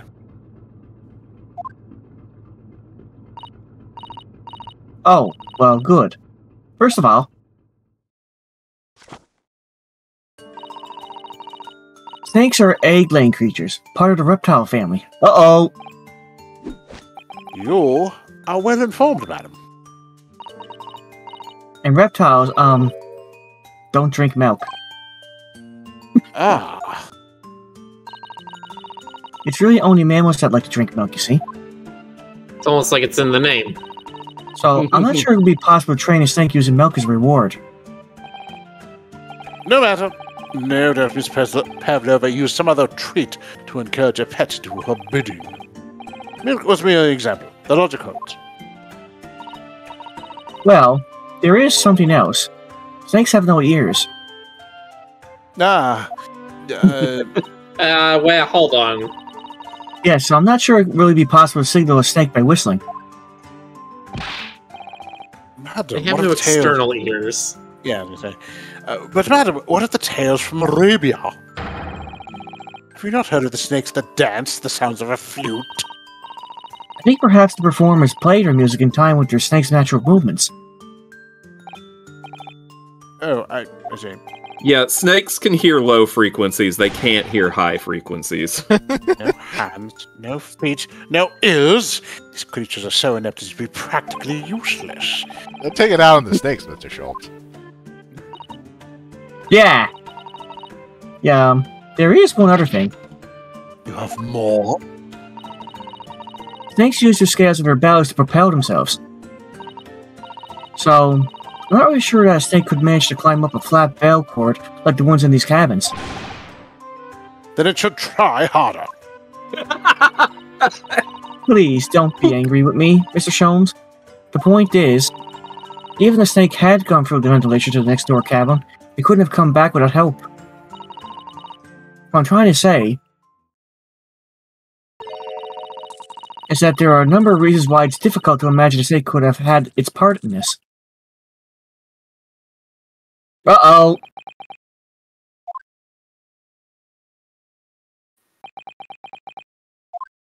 Holmes looks defeated. Yet. I think we need to step in and help again, Mr. Naruhodo. Oh no, you don't mean. Yes! We need to modify Mr. Sholmes' lazy deductions and turn them into the great ones they ought to be. I had a feeling that was coming. Alright, let's give it a try. Now you seem happy. Just what I was waiting for, Mr. Naruhodo. Yes, right. So, cast your eyes down to your wrists again. What? They only did this so they didn't have to have the manacles and the little dance that they do together. You've done it again! Handcuffs are gone. Where did they go? What kind of witchcraft is this? Fear not, I shall see them restored if our work is done. I really wish you'd leave them off. Now, everyone, Yeah, who's eating eye? Herlock Jones is proud to present his logic and reasoning spectacular. Take two.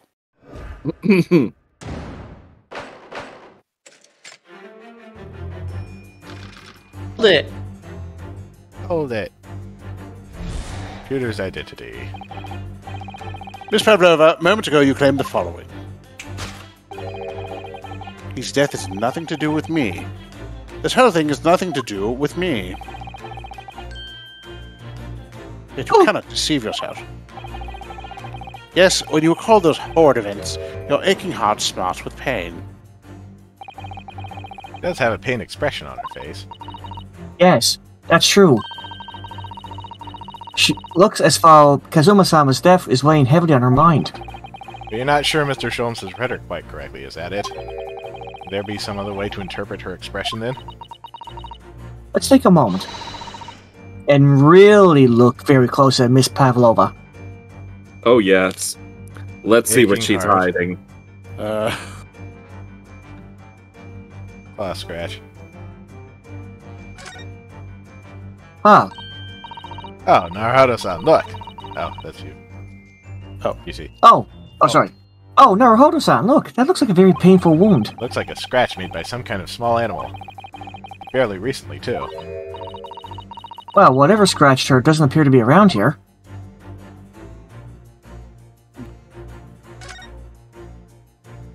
Where's that?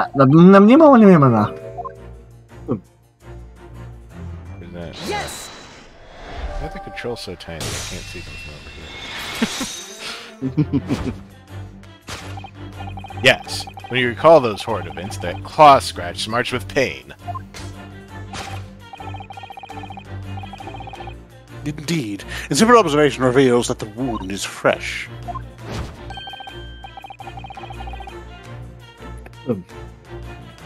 Miss Pavlova, did you in fact receive that scratch sometime last night?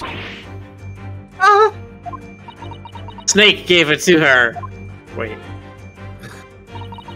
I doubt that. When I think about the young man who died next door, I feel so sad.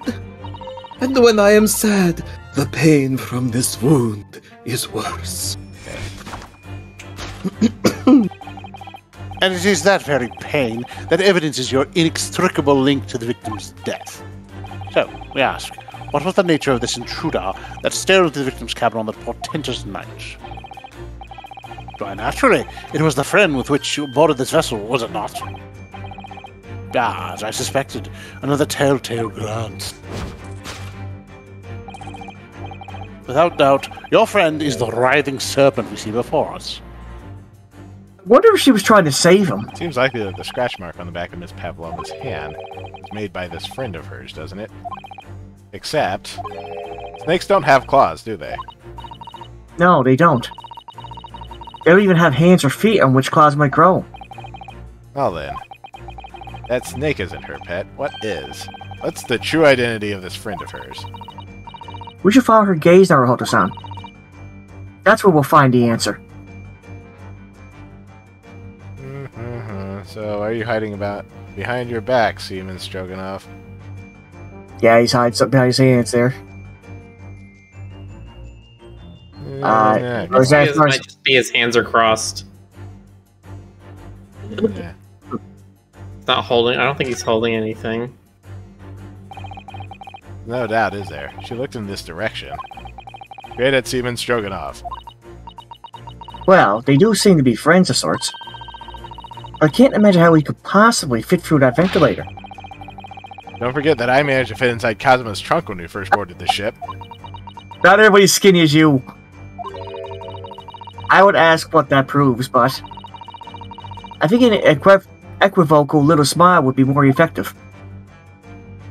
Equivocal. Okay.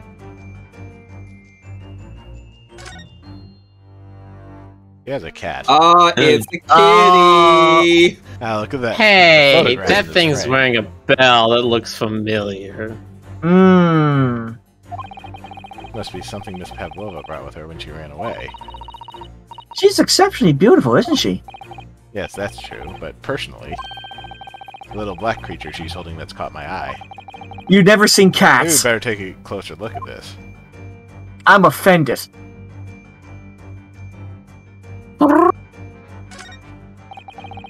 Look at the little cat Miss Pavlova is cuddling here. Oh, what a cute little kitten. I could view with you, wouldn't it? Or vie with you, wouldn't it, Naruhoto-san? For the blackest outfit. A black kitten. From the look of this picture, at least, Miss Pavlova seems very attached to it.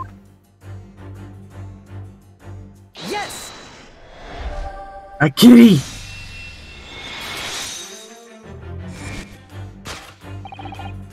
Without doubt, your friend is the little kitten we see before us. Yes, the scratch on the back of her hand makes it abundantly clear. Jokes. Oh!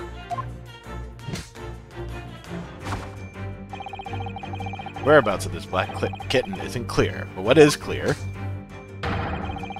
That you brought the animal with you when you ran away, didn't you?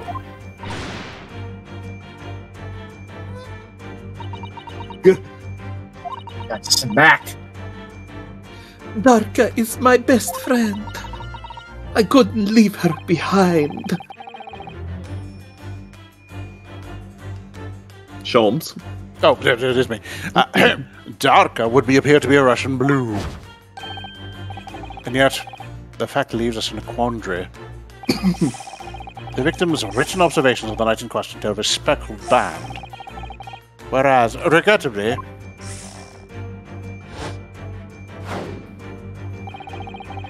this specimen's markings do not fit that description in any way.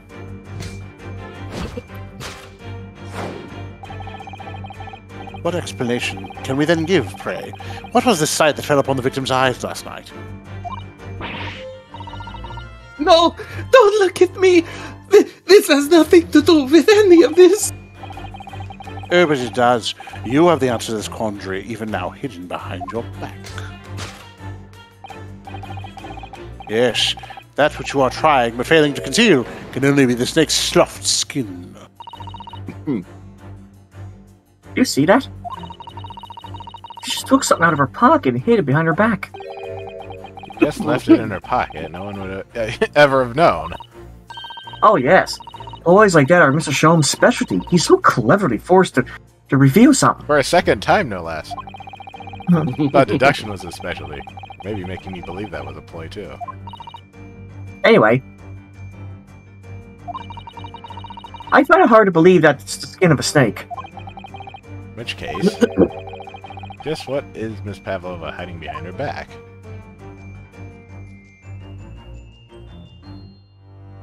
Whoosh. Good for camera tricks. It's a cat toy. Yeah, sure looks like it.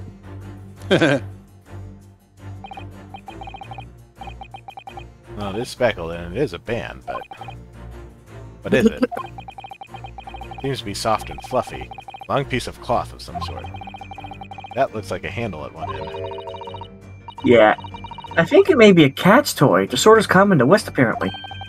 How's that a toy for cats? That's what they chase the band around pod. Kittens particularly love this sort of play. You only need to wave it in front of them, and they pounce to catch it. That sounds positively adorable. Aha!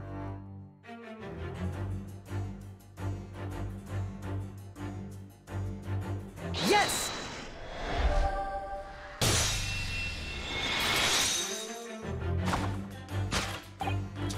Yes, the thing you are trying but failing to conceal is a cat's toy. Precisely, in the true nature of the now infamous speckled band. Joker. And it was this toy that you dangled through the ventilator. Come on! You waved it around, I presume, and naturally the victim could not fail to notice it, and then he was murdered by a little kitty. But why? For what reason? My dear boy, there can be only one answer to that. After her feline friend disappeared through the ventilator into the neighboring cabin, Miss Pavlova attempted to use the speckled cat's toy to incite the creature to return. I like how he's implying that a kid's gonna kill. Ah, In summary, the nature of this friend of Miss Pavlova's, which last night infiltrated the scene of the crime, is a blithesome Russian blue breed of cat by the name of Darka.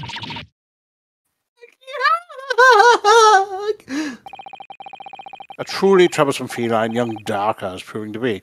She must be caged once found. You will forgive us for borrowing the photograph of your pet, Miss Pavlova. photograph of Miss Pavlova and Daka has been entered into the court record. You leave her out of this. She's a kid lover. It was after I gave her food last night. That's when it happened. She scratched the back of my hand and then ran up the bell cord.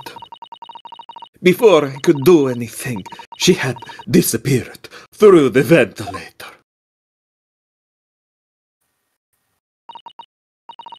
Darka, she's so naughty.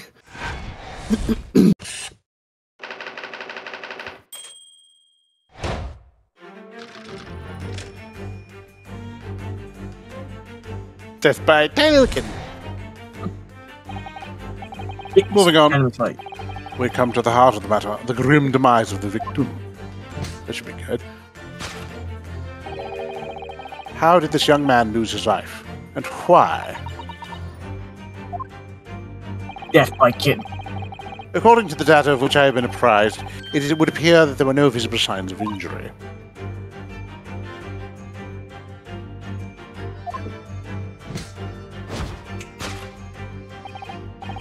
In fact, the circumstances of the victim's death can only be explained by a terrible venom. They can't. What's your son say is true? Venom, How the is it? deadliest venom of all. There were no signs of a wound anywhere on Kazuma-san's body. That's right. But Mr. Schultz seems to be unaware of one very important detail. Kazuma wasn't poisoned. Yes, it would seem so. Let's give him the information he's missing now. He was poisoned or envenomed. I'm guessing if they checked for poison, they might have also checked There's for no venom. traces of external injury or poison, so you can't have been bitten by a snake or anything. Yeah.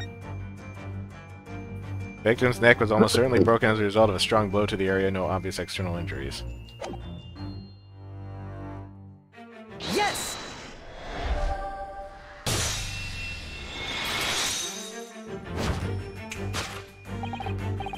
In fact, the circumstances of the victim's death can only be explained by the post-mortem report. Oh, yes. I knew it was one or the other. Sure you did. Okay. All right, that's me. His neck was... Indeed, the breaking of the circular vertebrae is fatal. Only that Goliath would be strong enough to survive that. Human Stroganoff isn't some immortal freak, you know. The jury is Or out. is she? Anyway, we have on good authority that the victim's neck was broken. Jury? What's that? Now, if we take that as fact, we can reasonably imagine that there remains evidence to affirm it at the scene of the crime. Oh no! Could there be? Yes. An examination of the deceased body will prove the cause of death conclusively. Kazuma died because his neck was broken. In other words, he was probably struck by something or someone. Yes, a that's a smooth distinct criminal. possibility. As of yet, no weapon has been found, though. Presumably, Darka didn't suddenly creep up behind Kazuma and deal him a fatal blow. I suppose. It's possible he had to fall and hit the ground awkwardly. It could have been a terrible act of misfortune that had broke his neck completely by accident. Oh yes, a bad fall could explain it. It's rather hard to believe because Kazuma-sama, though. He wasn't a clumsy That man. still doesn't explain why he would have written wardrobe in Russian on the ground. Well, we need to fix this deduction somehow. Is there anything from the scene that could explain what happened? I wonder if somebody tried to do a frame-up of all.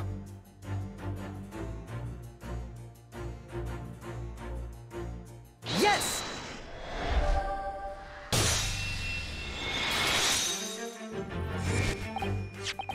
Yes, an examination of the mark on the floor will prove the cause of death conclusively. This particular mark, so prominently visible next to the victim's body, is a deposit of shoe polish. Shoe polish? Indeed, positively identified by a little analysis device I constructed, which I carry now as a matter of course. Beeswax, tallow, and dye were my results, the undeniable ingredients of shoe polish. The color of the polish is a perfect match to the color of Mr. Asogi's laced leather shoes. Looking at this mark, it's not hard to imagine what happened. For some reason, Mr. Asogi must have caught his foot at that point on the floor and tripped. Please, no. And, by a dreadful turn of misfortune, caught his neck against some immovable object as he fell to the floor. Suffering a fatal blow to the spine, the victim's vertebrae shattered, and in that instant he lost his life. Slap! No. So he tripped on the cat. I don't know.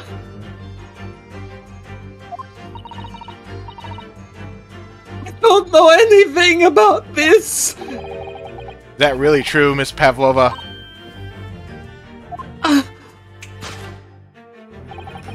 What about the evidence left at the scene where Mr. Asogi lost his life?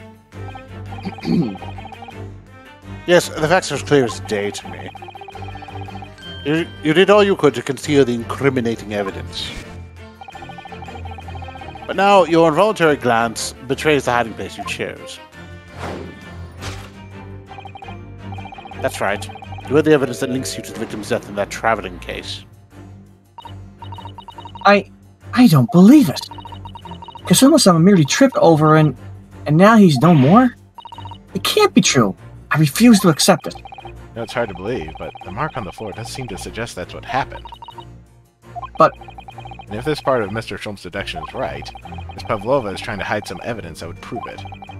Here in this cabin, somewhere in the direction that she just cast her eyes. where, I wonder? Let's have a good look around. The answer must be here somewhere. Bet she's on the desk. The tiara. I wonder if it's a tiara she was looking at. Is there anything else on the desk? The tiara again? Waste paper basket? Maybe. This is a waste paper basket. Perhaps all the first-class cabins have them. But Miss Pavlova only started occupying this cabin late last night. Presumably there's not much rubbish in there yet. The other half of the thing. Oh, what's that? It's a broken piece of glass, isn't it? Oh.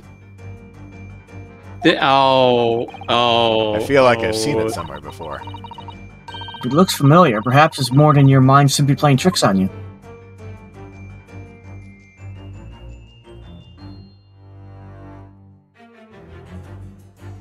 Yes!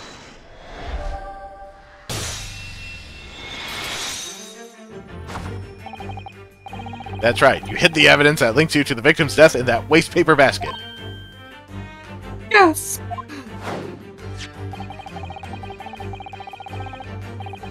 Here we have a fragment of some intricate glass object. It would seem one that has a familiar air, in fact. Precisely, we found another piece of broken glass on the floor in Mr. Asogi's cabin. And as you can see, the two pieces fit together perfectly.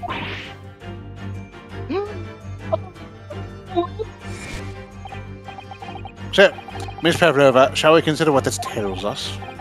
Why would it be that part of this glass object, which was evidently broken at the scene of the victim's death, could be found in the waste paper basket in your cabin? Yeah! You're well acquainted with the glass bear, are you not? I don't. I've never seen it before. Jonas. Oh, sorry. I don't know, and that hushed Russian accent of yours won't save you this time, dear girl. Why? Because we have conclusive evidence linking you to the bear in question. What? Take it away, Mr. Naruhodo. Yes. The evidence linking Ms. Pavlova and the little glass bell, that would be... Yes! If you look at this photograph, you can clearly see, hanging from Darka's collar, the very glass bell in question.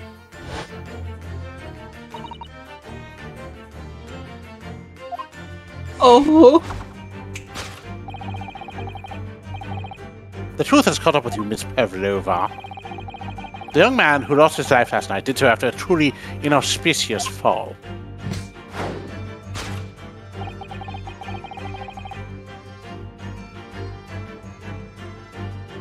Rick. The cause of that fateful stumble. Yes. Sorry. Look, we get to do it to you once. Yeah, you do. Your absent feline friend, Feline friend. Darka. Dark. Ah! So he tripped over the cat? Yes. Yeah, but I think he tripped over the cat and they both died. I think he landed on the cat. Oh no! I don't like this conclusion. Yeah, if why do you that's think what I was being like, happened. oh, when they put out the waste paper basket? I'm just like, oh, she found both of them and then was like horrified. I couldn't. I'm not sure the cat's dead. We haven't seen proof of that. Yeah, I don't think the cat's dead. I couldn't tell anyone. I'm sorry.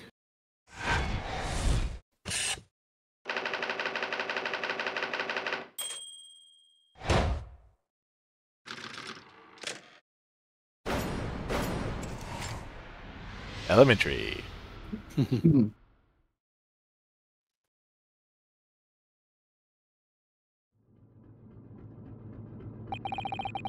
Why don't you tell us now, Miss Pavlova? Tell us exactly what happened last night.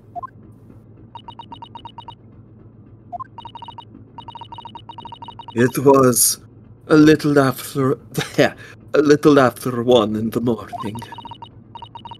It was so late, but I hadn't had time to feed Darka, so I gave her some food. And then, all of a sudden, she scratched me and jumped out of my hands. People do say that cats become very anxious and nervous in new environments. I can attest to that. Yes. She was so fast. She disappeared through the ventilator before I could stop her. And that is how you acquire... Oops, wrong guy. And that is how you acquire the rather nasty wound on the back of your hand, I take it. Nah. And I had read the, rules on the wall. I knew that I was not allowed Derka with me. Yeah. Modern science suggests that animals can carry infectious diseases. No way. It's a precaution, really.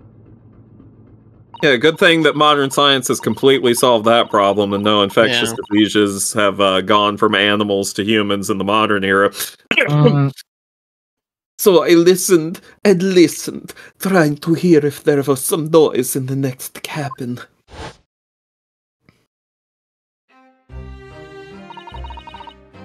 It was very quiet. I was sure if someone was there, he must be sleeping. So at that point, you thought... Oh, sorry. So at that point, you thought it safe to try to lure the kitten back again. By dangling the end of the toy through the ventilator and into the adjoining cabin. Darka always loves this toy, but it didn't work. Nothing worked. I tried using her favorite toy. I tried whistling to her softly, but nothing. She didn't return. The faint whistling sound Kazuma wrote about in his diary was Miss Pavlova trying to retrieve her pet. Cats have a propensity to remain hidden in the shadows when frightened. Yes.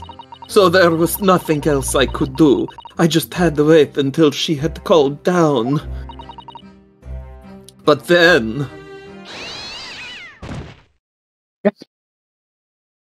Bud. I nearly passed out with shock. I heard her cry out and then... Oh, it was such a dreadful bang. Then afterwards, nothing. It was totally silent. Kazuma was...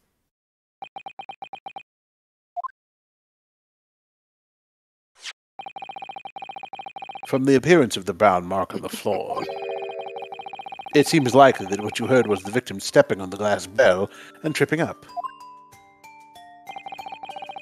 The SS Burya is a large vessel, but even she can pitch and roll violently without warning. If Mr. Asogi was already off balance as a result of the ship lurching when the kitten got under his feet, the combination of unfortunate factors could easily have caused him to fall over.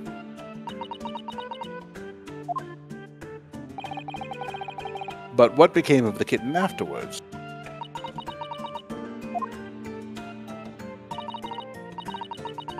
In the end, I managed to get her to come back through the ventilator. Oh good, she's alive! Yet Darka... wrong answer. Yet Darka is nowhere to be seen. I must have forgotten to lock my case. And now she's disappeared again. Gracious, that cat is insufferably restless as I am. Well, he knows something about himself, at least.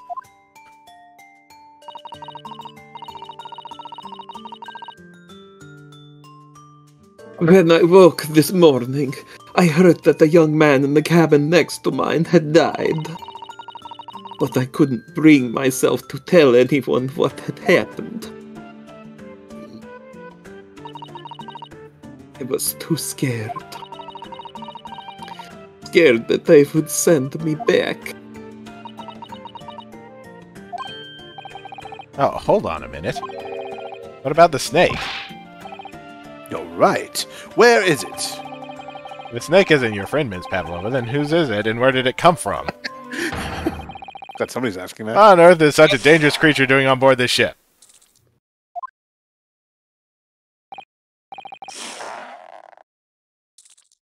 I didn't see. Snake is my friend. His name is Pirosco. What? That snake belongs to you. He escaped from cage when an emergency alarm sounded. I was looking for him. Oh, come on. I did not expect to find him in here. Guys, how did that snake get into this cabin? But animals are not permitted on board. We are see for 1 year. You want to be so long with a close friend? Without someone who understands? Would you find someone a little more human who understands you better? No. No, that would be gay. But my dear burly fellow, a gargantuan venomous snake. Surely you can appreciate the danger you're putting everyone in. No venom. Huh? Pirosco does not have venom. He is harmless, very long, very gentle. He is adorable like Babushka. It's venomous. Yes, now he is hungry, so he is in bad mood. But once I feed him, you will see big smile. He is constrictor, but my head is made of steel. And you feed him what? Milk, I suppose? Ha! Like they say milk chickens? Ridiculous. Snakes that drink milk are only in stupid stories. Oh, jeez. Pirushko eats mices. Big fat round mouses. So... Is that what the mousetrap in the passageway out there is for? Of course. I was gonna catch my friend's favorite food. Nothing says top of the food chain like the look in their eyes right now.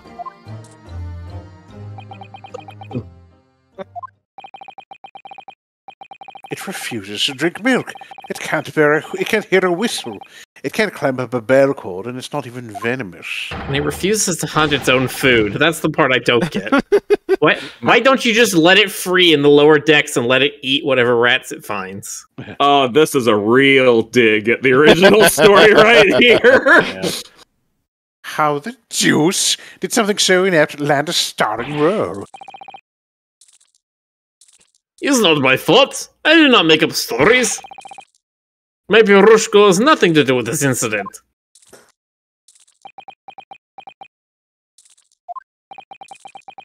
So that's what happened. That's the truth behind my best friend's tragic death. He tripped over a cat's bell.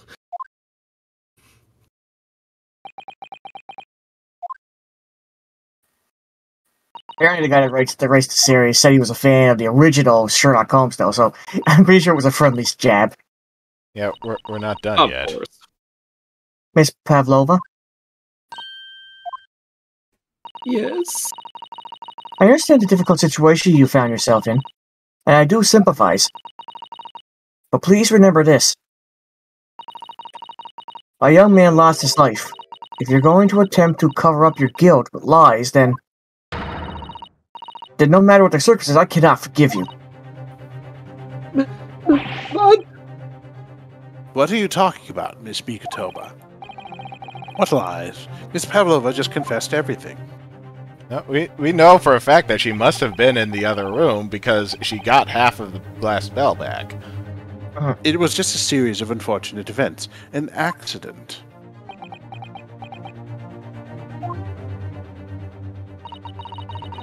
I'm no great detective like Mr. Sholmes. I don't have a gift for knowing the truth. But even I can see that was not the truth. Don't you agree, Mr. Naruhoto?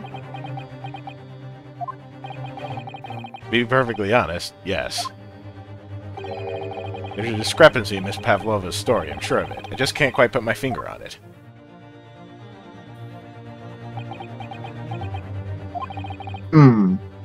I confess. I was intending to let Scotland Yard deal with any outstanding issues on this matter.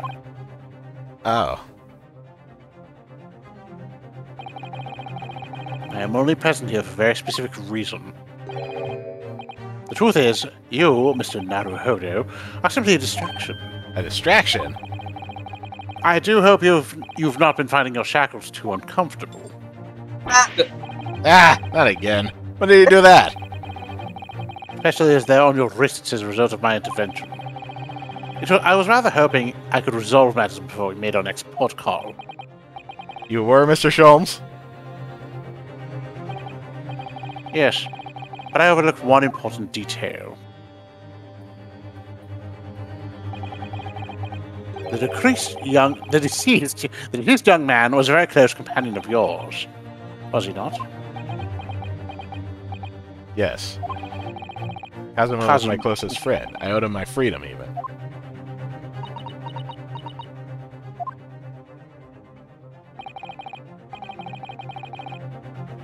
In that case, we must follow it to its conclusion. No further distractions. You must uncover the real truth here, Mr. Naruhodo. Yes, whatever that may be.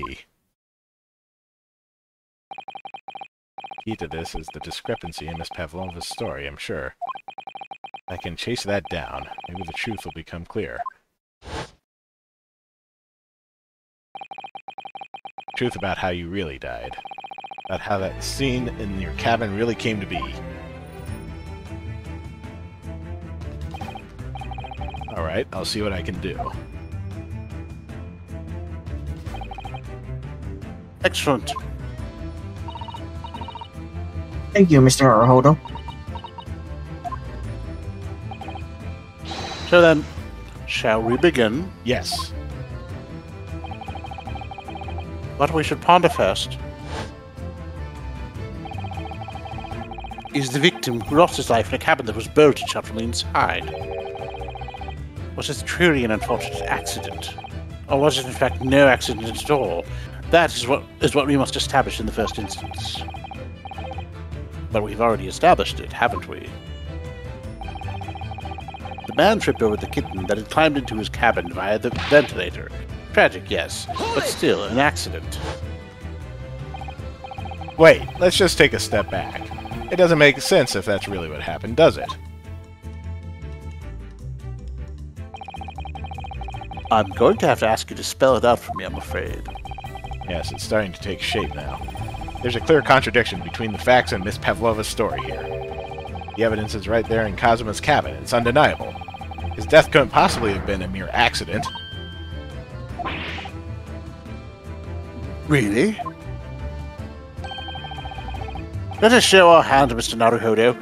Time to present the evidence. The evidence that proves unequivocally that the victim's death was no mere accident.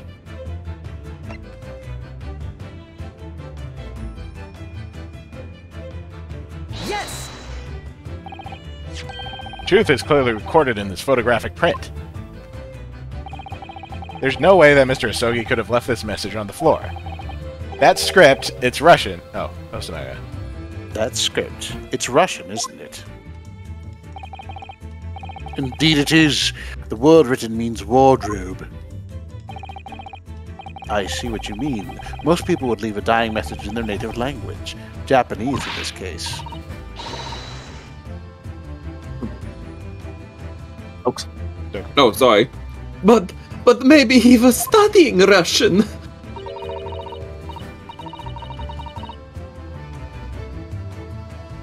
You know, it is a simple language. He could have picked it up very fast. That doesn't seem likely. That's actually not the point. It makes no difference whether he knew Russian or not. Sorry? What do you mean? Exactly what I said before. There's no way that Mr. Asogi could have left this message on the floor. And the reason why is clearly explained in here. Damage to the cervical vertebrae, resulting in instant death. Instant death. Ah. Which means, after the victim fell to the floor, he couldn't possibly have written anything. Because he was already dead. That's not the only reason either. There's something else we found in Mr. Ozolgi's cabin. A remnant of something that couldn't possibly have been there if what Masklova told us was true. What? So, Sasato-san has noticed it too, then. Putting this message on the floor aside, there's something else that gives the truth away. Another piece of evidence that proves this was no accident. In other words... just that.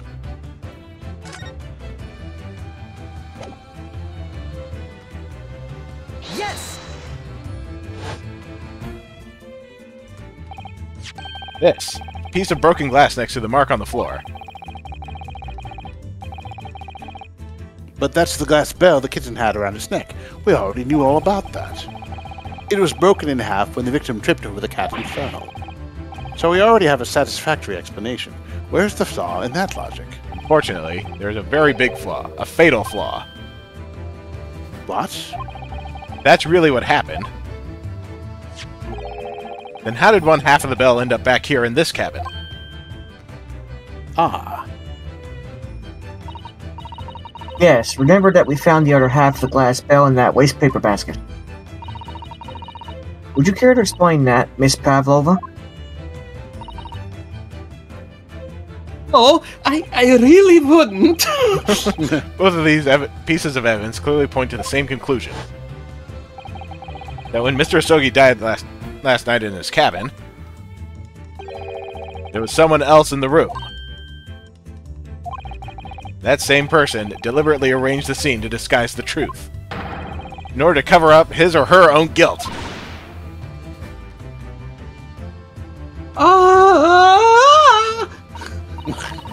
Yes, there was someone else present, Mr. Asogi's. You're wasting time. Someone else was there. Duh, of course, we know this. What are you talking about? Of course he's gonna point at you. It was you, dolt. Bulkhead was built to shut them inside. There was no way in or out. Oh, yes.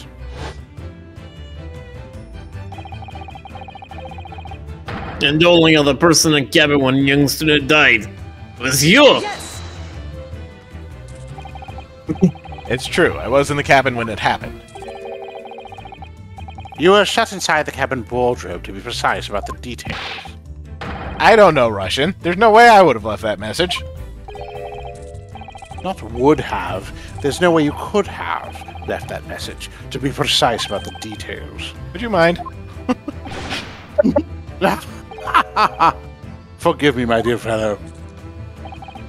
As I was saying, the person in question wrote the word wardrobe in Russian on the floor, in an attempt to incriminate me for the crime, even though I had been asleep in there the entire time.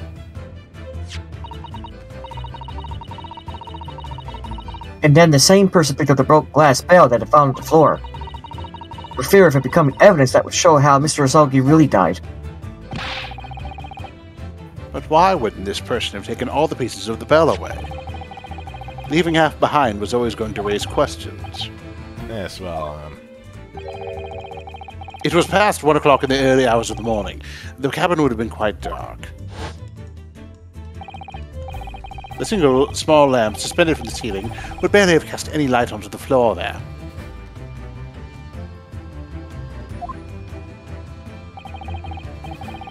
Little wonder, then, that the culprit failed to notice a fragment of the tiny item.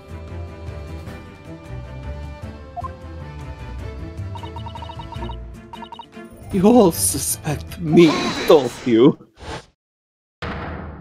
Man, this guy really has it for... Seaman Stroganoff. Nina is a woman of the sea. She is daughter of a strong sailor. 2 years ago, they noticed her dancing skills and she went away to join ballet company. But before, she was dancer on their ship, a member of ship's band. You do not accuse ship's angel of being criminal. Ah, so that's it. You say that when young student died, Nina was there in his cabin.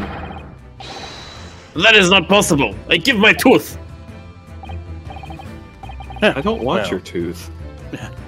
This is all most interesting. And why would you give your tooth, pray? How can you be so sure? You are a great detective. You should know.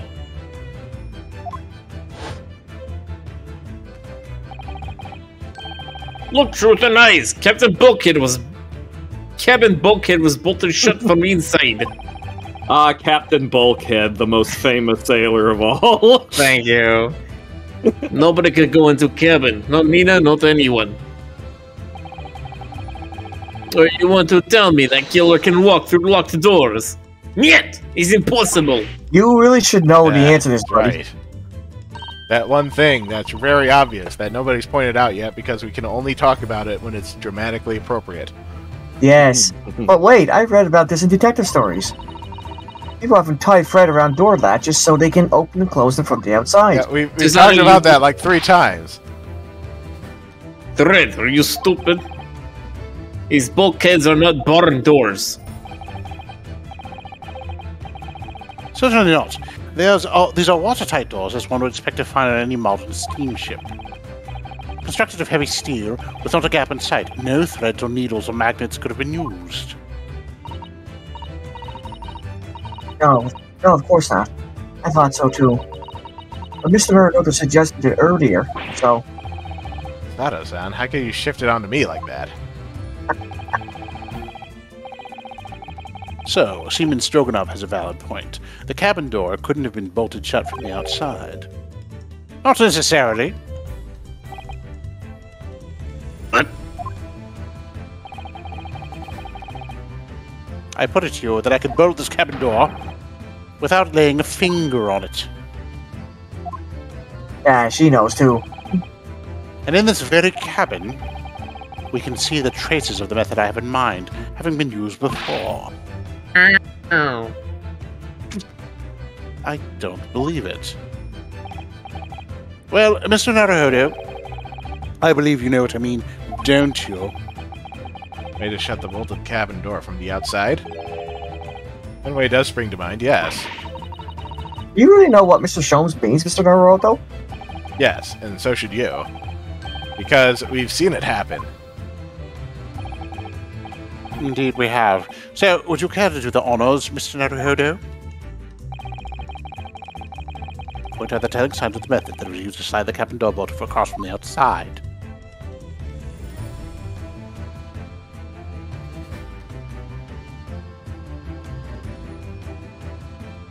I'd say the bookshelf. It's probably either the horn or the sash. Could be the horn too, yeah. The telecom thing. Not telecom, whatever it is. Oh. Can't click on the bookshelf. It's Okay. not actually highlighting anything for me, so I'll just present from right Yes! there. Look at the bookcase there.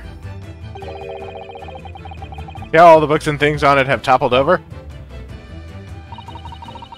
That must have happened when the ship made its emergency stop before.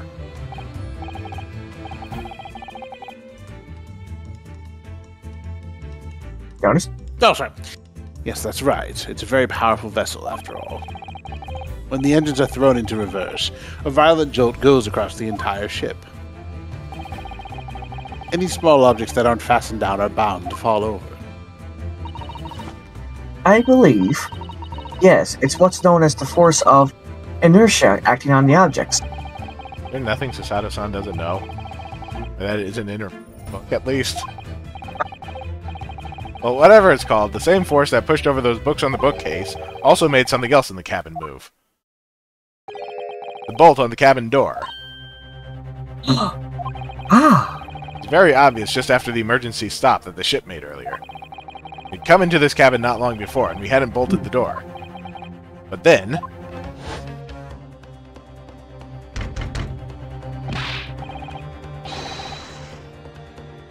Hello, is anybody in there? Shout if you need assistance. I'm the generic voice.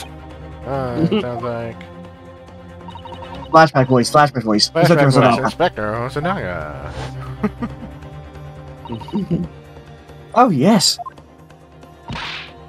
That's it. When the ship stopped suddenly, the boat flew across and locked the door. Yes, it's made of metal, but it's small and light enough to be moved by the ship's sudden change of speed. Or the force of ineptia, if you want to call it that. Ineptia. Are you trying to say that last night, after Mr. Asogi was killed,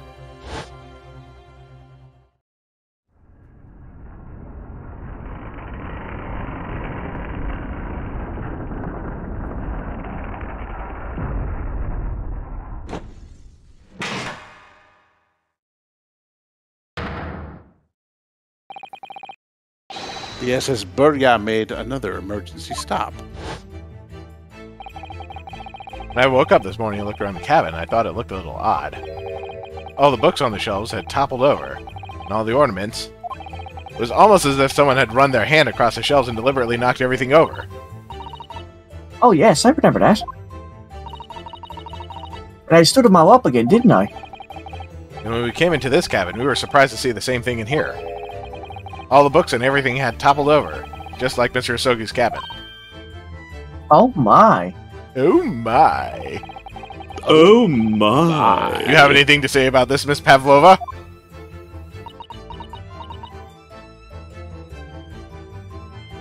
No. Are you out of your mind? You say Burya made emergency stop? It does seem a little far-fetched. How could that possibly have happened? Unless you're saying that the culprit is actually someone from the engine room. It is simple enough. Logbook. Are you forgetting the button in the passageway outside? Used to trigger the emergency alarm? Oh yes, of course. There was a notice, wasn't there? Telling you to only press the button in times of emergency.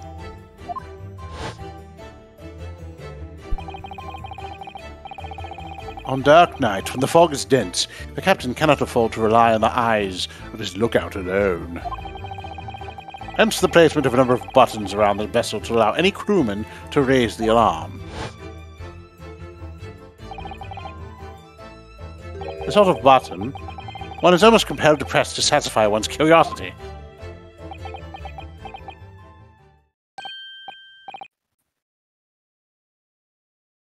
Miller. Wait, it was you? When the button is pressed, two things happen in the interest of safety. The emergency alarm bell rings and the vessel comes to a complete stop. As indeed it did a little earlier today. Yeah.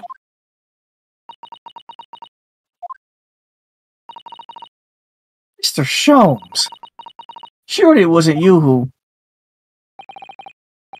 As I always say, a button has but one purpose in life. To be pressed, whatever the occasion. Sounds almost proud of himself. How dare you mess with ship? I report you to Captain! You are in so much trouble now! Now, I'm sure all that can wait until later. Oh. Accidentally press the history button. I'm not gonna be able to talk tomorrow. Let us not overlook the fact that we have now learnt a valuable lesson. When the vessel makes an emergency stop, the bolts on the cabin door slide closed. So, what we must now consider... Yes, it all comes out of one thing now.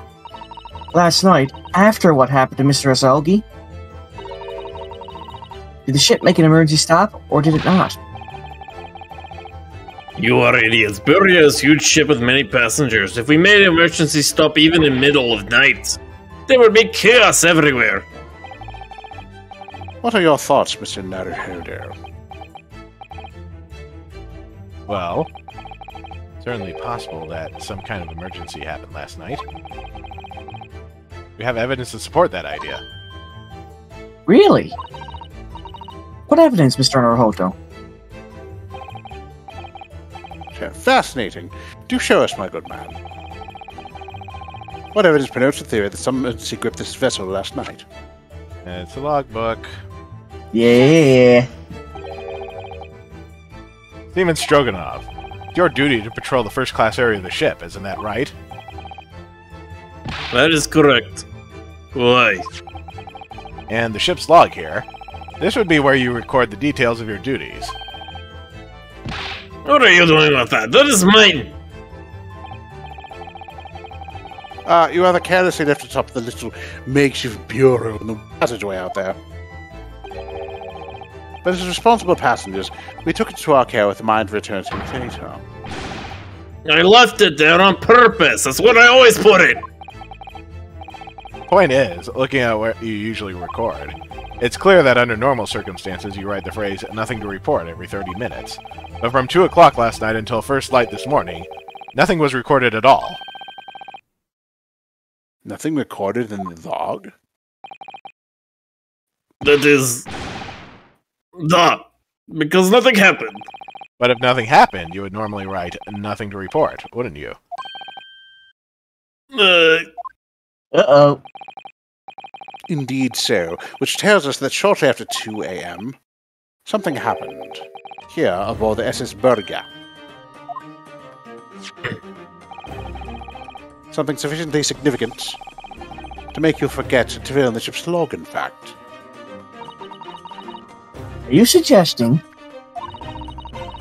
that the ship really did make an emergency stop in the middle of the night? Stop talking rubbish! If I'm perfectly honest, I find that a little hard to believe myself. Oh, why? Well, because if something as major as an emergency stop really had happened, surely all of us would have noticed. That's very true. Thanks to the emergency stop we experienced earlier, we all know what it feels like now. The ship lurched so violently and the alarm bar was so loud. I can't imagine anybody would sleep through that, even if it happened in the dead night. Well, no, that's a good point.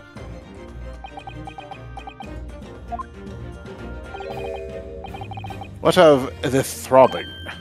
What of the throbbing, What Mr. of the Sholmes? throbbing, Mr. Sholmes? Tell us all about the throbbing, Mr. Sholmes.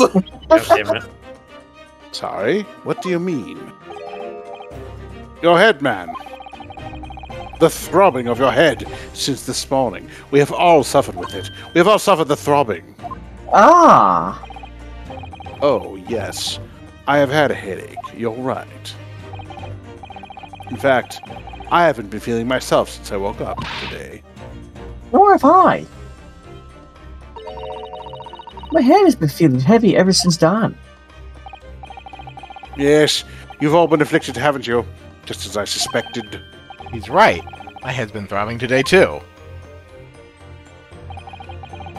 Since eating dinner yesterday evening, everything has felt sort of hazy. I can't really remember anything that happened after I climbed back inside the wardrobe. The first thing I noticed this morning was a throbbing pain in my head. Yay, everybody's getting carbon monoxide poisoning. I had already been dragged out of the wardrobe. I had those handcuffs put on me by that point. Why didn't I wake up when all that was happening to me? Henry, Mr. Naruhodo, you boarded this vessel as a stowaway, didn't you? Oh, well, yes. Sorry. The stowaway class of accommodation doesn't usually include meals. What did you survive on? Well, Kazuma looked after me. He was always happy to share his meals. So you enjoyed some of the whole roast chicken dish that was served yesterday evening, I take it? Yes. In fact, I had all of that. Kazuma wasn't fond of chicken. Oh, really? So the victim didn't eat any of the chicken at all? That's right.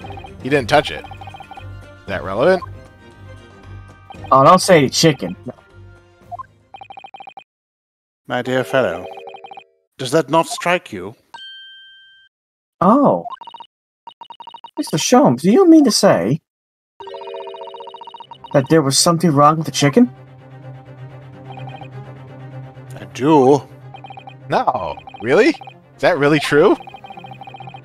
The meal prepared for the passengers last night had been tampered with. Tampered with by the addition of a soporific designed to induce a very deep slumber in those who consumed it. A sleeping drug. You mean whoever did this laced every meal with a sleeping drug so no one would notice the ship's emergency stop? Mr. Naruhodo, of course that's not what Mr. Sholmes means. What a far-fetched idea. May...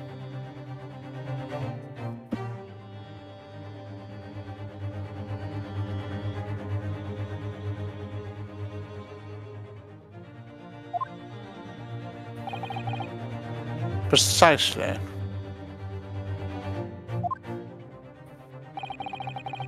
Placing every meal of a passenger on board with a soporific drug would certainly be impossible. Unless, that is, every single member of the crew was a conspirator. What? Mr. Sholmes. Well, Seaman? Hello? Sorry, hold on. Yeah. I'm sorry to say that any more deception in this matter will get you nowhere. They were trying really hard to protect her, I see. If you refuse to talk, there would be an inquiry made through the shipping company, of course. And were that to happen, every member of the crew and the captain himself would be hauled over the coal. For aiding and abetting a renegade.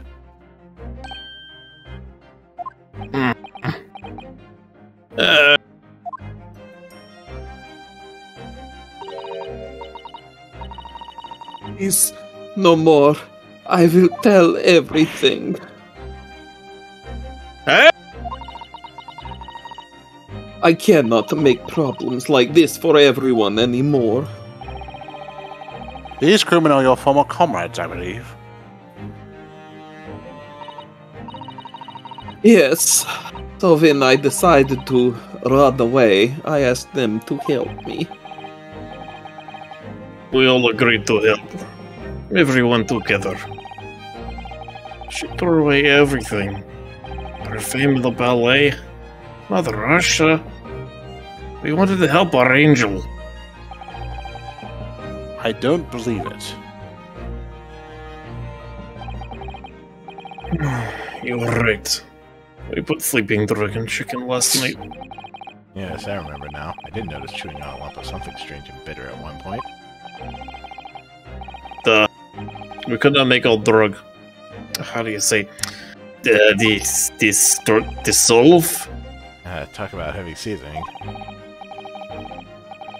At midnight, in waters near Shanghai, we brought our angel on board. She was helped by comrade on shore with a small fishing boat. But all the passengers of the SS Burger slept soundly, thanks to the almost magical effects of the samba, inducing potion their evening meals had contained. So, if that's what happened, the only people awake on the ship last night were the crew, people who dislike chicken, and the newly boarded passenger, Miss Pavlova. That means it would have been possible for you. You could have used the emergency stop trick to lock Kazuma's cabin door.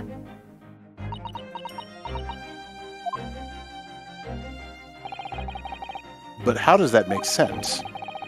Surely every cabin door would have ended up locked in that case, and there would have been complete chaos. Oh, I wouldn't say so. What?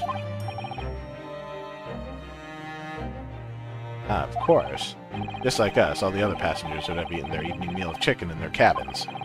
After which they would have been overwhelmed by tiredness because of the sleeping drug. Quite. And accordingly, all passengers were already in their cabins for the night. Yes.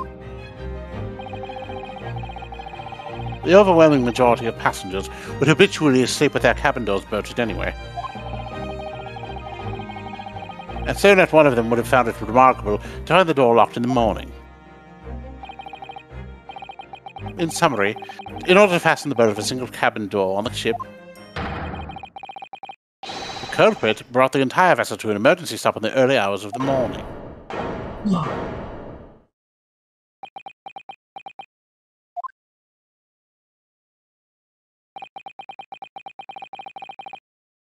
You have talked a long time and said many things.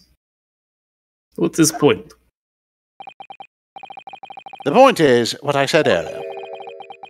There was somebody else present on the scene when the victim lost his life last night. Someone left a message in Russian on the floor in an attempt to incriminate another. Someone who tried desperately to hide the broken fragments of glass that reveal the culprit's identity. I'm just now realizing Stroganoff has never uncurled his fingers this entire time, has he? And someone who abused the ship's emergency stop procedure in order to lock a door. All told, a busy night.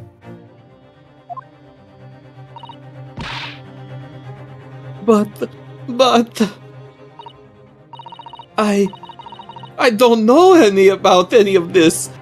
I'm just a little girl. You like to speak with your long English words and explain your clever ideas. But I am sailor, and sailors don't listen to long boring stories. We don't believe. Sailors like me, we trust only what we see with our eyes. Really? I thought sailors were Like superstitious. mermaids and Davy Jones and... I can't believe I only just now noticed the pattern of the tan lines around his face that perfectly match up to the way the snake coiled around it.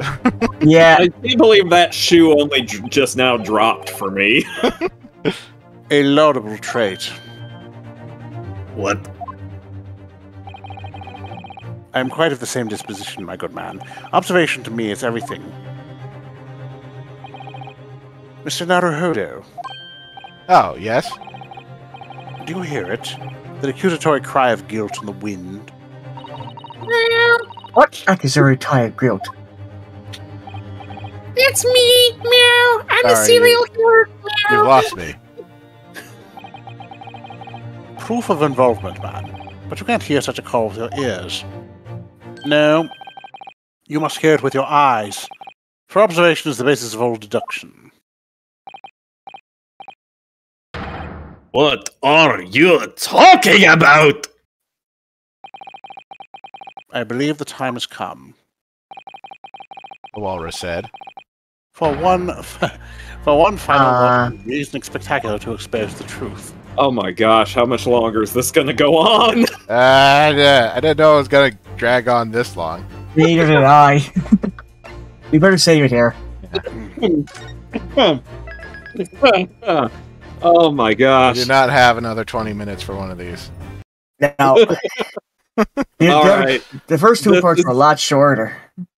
This is a lot of fun, but Well, I mean, to be fair, we went through, 3 chapters today? It's just the first 2 were, 15 minutes long. Yeah, the first one we were That's we were wrapping up the first chapter too. I forgot. We're not going to a courtroom in this one. This is just going after the pattern of Ace Attorney investigations. The finale, as it is. Is this like Harry Potter, where every volume is bigger than the last one, and then the last one is like the size of a phone book? Yeah. Okay. Well, they're usually 2 hours, but the second chapter honestly threw us off this time though, because it was what was it, half hour? That was very short. Anyway, that was the. I couldn't have said it better myself. Also, Kitty. Yes, Kitty. I still think the kitty did it. That would have been hilarious. You can't I'm still- fool me, GC. I'm still out on whether the kitty is still alive. I think the kitty's alive. So you're saying it's a Schrodinger's kitty? Yes. Oh. I did a thing. I made a nerdy joke. Anyway, let's wrap it up. Yes. Yeah. It's late. It is All late. right. All right. All right. Thanks, folks. We'll see you next time. Good night, everybody. Bye. Good night, everyone. Bye, everybody. Good night.